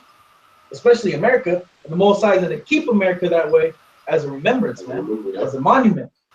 And then if I could say this, all the other nations are going to see that destruction. All the other nations of old didn't see the destruction. They heard of the destruction of Israel, okay? the different Canaanite nations of Egypt. Of something like it. Of Egypt. Yeah, Pharaoh's armies. They heard about it. You know, like nah. And then a lot of them Canaanites they didn't believe it until Israel rolled up on them. Yeah. And took the Most High showed their power. They came out the wilderness looking all raggedy, right? We not like that, but our people didn't have a larger army as some of these other nations at the time. It's like the walls of Jericho, for instance. Them walls should have never came down. Spirit Yahawadah Shai brought it down, right? Yes. So when you see this deliverance, as I said, you people are gonna really bug out, man. And then, like you were saying, the Lord's gonna actually leave America for a monument, of remembrance of how not to live wicked. Okay, so any other nation they're going to see that. They're always going to see that America, that land that you can, that forbidden land, the land that had the children of Israel in captivity, and this land that the Lord delivered the children out of. All right, and the other nations they're going to fear. They're going to have power to rule over all the other nations, man. And no more you're going to have war. There's not going to be any wars. All right, there's not going to be any sicknesses amongst our people. All right, you can sleep. You want to sleep 3 days straight. All right, you want to deal with it. How many women you want to deal with? It's going to be all a righteous kingdom. All right, but our people they don't have that vision like the Apostle Bar. Let's say they can't speak to that. And the scripture said that all men have not faith. But they can't believe this. They're carnal men. They're not spiritual. They're not spiritual. They're not spiritual men. So that's why they can't spiritually see that. We can spiritually see that it's going to be manifested physically. All right, but our people, which 2/3 you guys, when I see up to 2/3 things, right, you guys are not really a big deal, you know. It's more of a battle. It's more of a battle amongst the brothers with very spiritual humans that are coming at others. Yeah. Trying to keep you out of truth. You guys are number one, man. You guys are not doing that. So you got to make a couple of videos. You say a couple of different things, but you don't stand strong for your doctrine. You don't go out and teach. One day you might have one doctrine, and next day your doctrine totally changes. Or you bring in other people that have completely total different doctrines. Or you were just beefing with this guy 2 weeks ago, calling him a nigga, calling him he ain't right. Now it's all shalom, brother. You know, you got a nigga with you that snitched on you, man. He got you the boot, but y'all good. But you're good. So we really, when we think about you for 2/3, you guys are a joke. You guys are a total. We don't really bother. We just don't count, you know. But we laugh at you guys, and you guys are really comedy for Israel. You know, you are a thorn in Jake's side because of the fuck shit that y'all do, you know, all the bitch nigga shit that y'all do. Be like, God damn, I wouldn't even, like, Edomite wouldn't even do that, you know. Yep. But it's gonna be made manifest. It's gonna be made manifest who are servants of the Lord. All right, those that endure into the end. It's gonna be made manifest. So you guys know, you guys actually know you're not serving. You guys know that. Yeah. But what you're trying to do, you're trying to carry on this system of America, try to get it a little bit. You know, you get you back in the day, the Tampico, you fucking trying to pour that last drop of Tampico. You guys are trying to get that last drop of surviving here in America, man. For that sweet taste, and that Tampico is what? Artificial bullshit. Yeah. Poison. And that's what you guys are doing. You guys are freaking poison. And you want more poison. Anything that's poison. Well, there you go. They want to run out. And then our own people, our own. When you 2/3 come back through the elect's nutsack, all right, the kingdom, y'all gonna see America, and y'all gonna know you got destroyed there. Like, yeah, I got zapped over there, man. That's gonna be shameful, man. To be a nigga who got you see the smoke, you're gonna know you got zapped. You're gonna be able to play it back in your mind. Yeah. The missile, all the shit you were talking about. Yeah. Talk about the everlasting shame, right? Yeah, the everlasting shame. So it should be a monument for everyone's wickedness, right? Yeah, that's right. Coming up against Yahawadah, right? You don't come up against Yahawadah. Yeah. Else this is your judgment, man. And then when we got that power, man, that judgment's gonna be quick. None of this. Oh, we gotta file some papers, take Edomite to court. Oh, you need to be city and fucking chained up, and you got 8 months trial and shit. Yeah. We just gonna put your ass to death, man. Ain't gonna be no appeals. And we may torture you for 8 months. How about that? We may do something like that, right? Yeah, these are. Bleed out, let you put all kinds of hell on you, damn devils. Preach that, all right? No, I was gonna say that basically these other nations that not these other nations, but 2/3, man, you're the unholy sacrifice, man. We're the living sacrifices through the spirit and power of Yahawadah Shema Shah, because we're making our bodies a living sacrifice unto the Most High, holy and acceptable unto Yahawadah Shema Shah. You know what I'm saying? And these 2/3, along with these heathens, y'all gonna endure the same judgment going out of here. Okay, since you want to be joined with them, you're gonna die with them and be destroyed with them. You're gonna be cast in that lake of fire, man. You know, that was it. That's right. That's right. You want to finish that up then? Jeremiah 16:15. But the Lord liveth that brought up the children of Israel from the land of the north and from all the lands whither he had driven them, Right, which is all over the world. and I will bring them again into their land that I gave unto their fathers. Yeah, and we're going to go back into our land. We're going to go back into Jerusalem. Okay, that's our land. That was a land that was given, promised to us from the Most High, right? Given to our forefathers, Abraham, Isaac, and Jacob.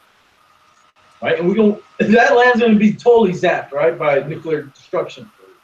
That's how we originally created it. It's going to be beautiful. You got niggas over there that's gonna get zapped. They're gonna be born into that land again, man.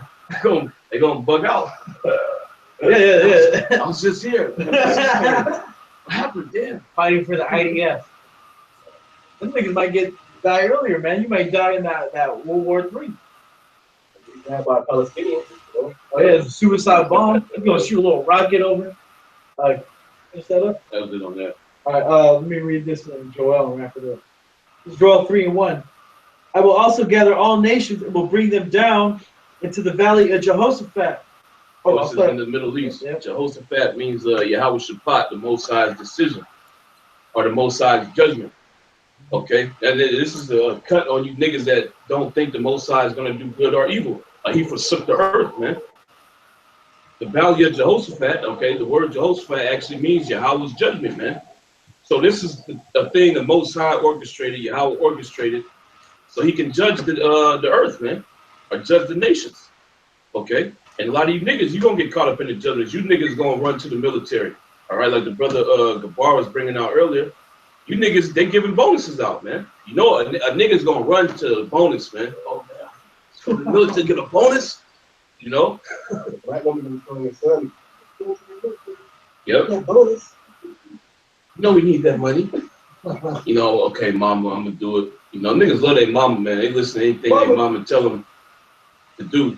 You know, so niggas, a bunch of niggas gonna sign up for the military, get that bonus. A bunch of nigga women gonna sign up to for the military to get that bonus. You gonna get shipped over to the Middle East. All the tribes, man. Yeah. They're all niggas. They're all good, though. They're all the tribes are niggas. Yeah, somebody just told me today, one of my neighbors, she about to graduate high school. And I said, what you gonna do at the high school? She said, I'll probably go to the army. It's like, what? So I'm laughing at this bitch, man. You crazy. You crazy, man. You crazy, man. When you guys come back, stay out there. I remember years ago, okay, they had a video on the news out there in Iran. They already got graves dug for you people out there. Well, she's going to the military just to get raped. Yeah. Let me keep reading. I will also gather all nations and will bring them down into the valley of Jehoshaphat. And that's what's going on now. The Most High is gathering all nations, all right? Since you niggas here in America, you're heathens, the Most High is gathering you too, all right? He's gathering you niggas over there. You gonna get put to death, man. All right? Keep going. And will plead with them there for my people and for my heritage Israel, whom they have scattered among the nations and parted my land. Yeah, and that's what the heathen did, okay? Arabs, you Hamites, and so-called white men, all right? They're the reason that Jake is scattered throughout the four corners of the earth via the slave trade. West African slave trade, East African slave trade, okay? The slave trades that we went through under these other kingdoms, okay? Chiefly the so-called Jew, man. Yep. I'm just getting put out there in Israel, man. Hey, dude killed his whole family because they were Amalekites, man. The dude killed his whole family because they were Amalekites, man. Which he's an Amalekite, man. You know, he wanted to kill himself, but it was too late. He stabbed everybody else up. He got a book, man. Yeah. Yeah, that's right. That's right. He's going to get straight to the whip. But hey, he's going to kill the missiles, man. He's still alive. It says, verse 3. My people have given a boy for a harlot until they grow for wine that they might drink. Yeah, and that's what was going on. Mainly in Africa, they would come down. Esau would come with drink rum from the West Indies, and the sugarcane plantation would come there with rum and give it to the Hamites in exchange for little girls and boys, man. So you can trick off on them and bring more slaves over here to the Western Hemisphere. All right, so that happened, man. Keep going. Hey, and what have ye to do with me, O Tyre and Zidon, and all the coast of Palestine? Tyre and Zidon is talking about you Hamites, and all the coast of Palestine is talking about you Arabs. All right, running around talking about Allah Akbar, man. Mosai, he already jacking your asses up, man. That's why them drone strikes is hitting you. That's why the Mosai sent the IDF on your ass. And I was watching some on the news earlier. They be fucking you Palestinians up, man. There's a Palestinian in his shop. He's just there minding his own business. Here come the IDF and he fucking turns his back to him. He fucking like bows down, trying to submit. The fucking IDF dude's kicking him and shit, hitting him with the fucking gun. They be fucking you Arabs up, man. All right, what you with their way to retaliate, throwing stones at them. These motherfuckers got guns. They got M16s. You throwing stones at them, man. Yeah, where's Allah at, man? Where's Allah Muhammad at, man? Them niggas on a lunch and coffee break, man. Get out of here, man. On a prayer rug, taking a shit. God, man. Hey, what have ye to do with me, O Tyre and Zidon, and all the coast of Palestine? Will you render me in recompense? And if ye recompense me swiftly, and speedily will I return your recompense upon your own head. And that's what's going to happen, okay? And the way you render the recompense to the Heavenly Father is that you put his people in slavery. All right, why? Because he didn't choose you, okay?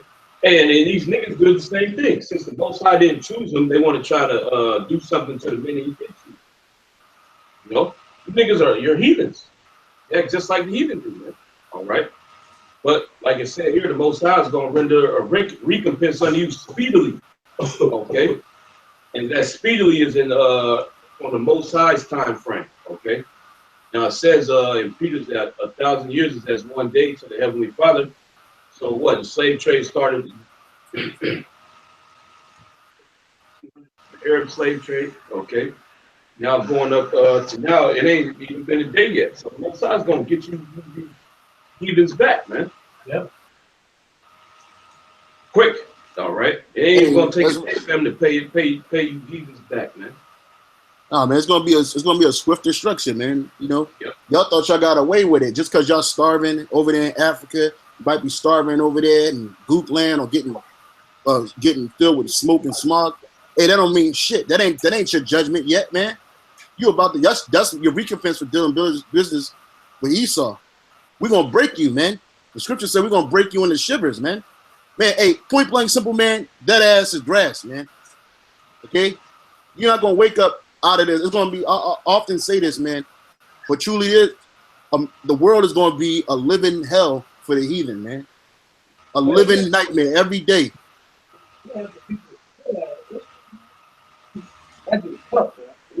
Hey, Ishmael, that little bad, dirty boy. He that little bad, dirty son that'll never listen and wash his ass. You want to talk crazy? Yeah, That big one right here. Got ready. Devin won't know better, man. Devin won't know better, man. Whatever. Yeah, like the boss said, you other nations, man, you're gonna Devin doing some fuck you up. He's ready to be programmed. He's ready to apply for security. He's ready to get that security stuff. You can have him outside the you send some weird ass Edomite ass to Africa to have some fun, man.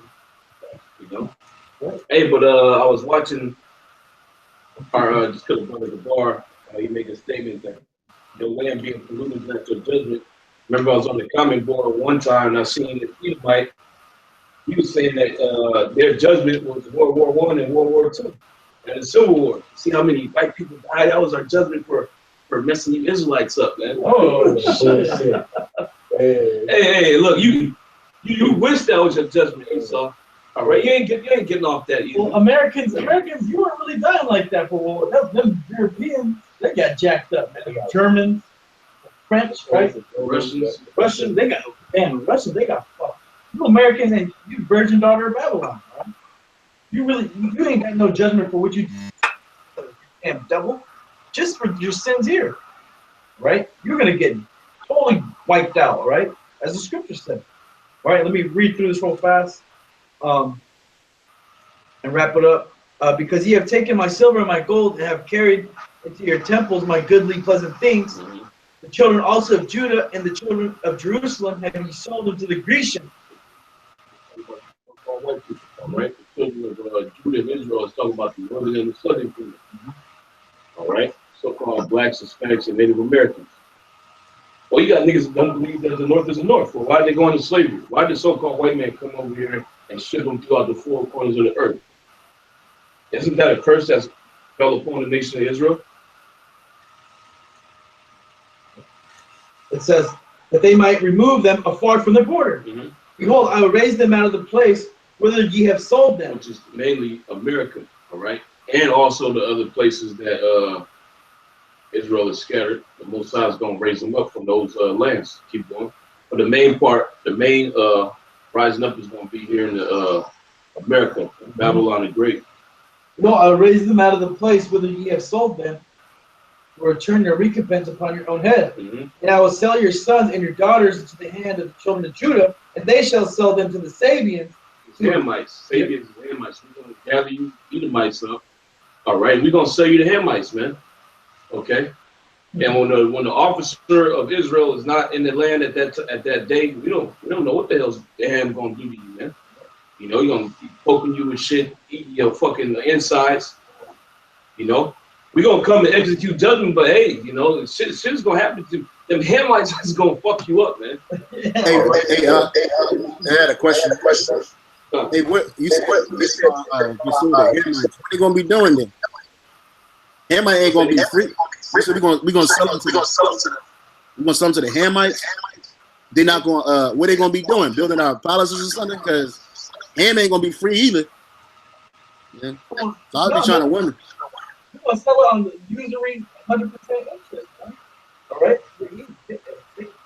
Not gonna be for free, right? Yeah. All right, we're gonna set the game is gonna be rigged in the kingdom of heaven, all right? Like this whole free market ain't gonna be it's gonna be pro-Israelite market, all right? Free trade, nah, man. They're like, well, this is fair trade. No such thing as fair trade in the kingdom of heaven, man. All right. But yeah, I'll sell something to you for you to pay me for something. No, we're gonna be doing all types of hell to you damn heathens, man. And then them Sabians, all right, and all these other nations.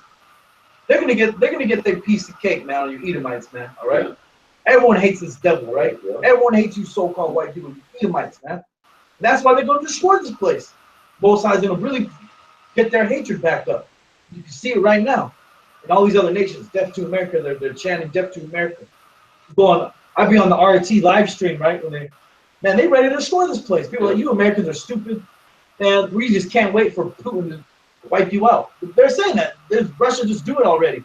They're ready to see Edomites here destroyed. And you stupid ass niggas too. All right? Let me wrap it up on these points.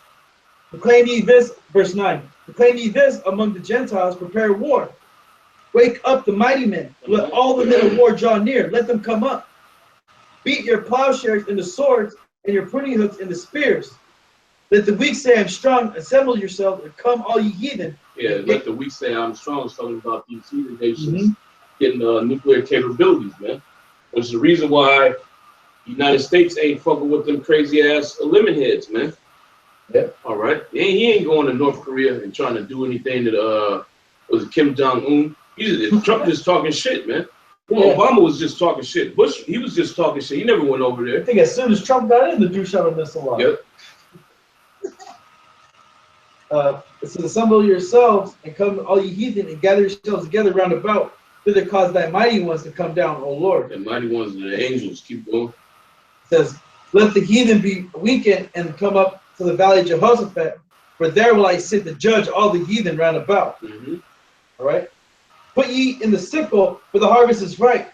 Come, get you down, for the press is full. The fats overflow, for the wickedness is great. Multitudes in the valley of decision. For the day of the Lord is near in the valley of decision. Right? So that's multitudes, that valley of decision. A lot of these armies, all these nations. All right? There's going to be this World War III, like the brother who's going, he saw things, the judgment happened. World War II. Now the judgment's coming, all right, devil. Right? Just wait, man. So Terry, wait for it. You're gonna get burned up, man. And all you other this is gonna say we're gonna have a hand paint the buildings.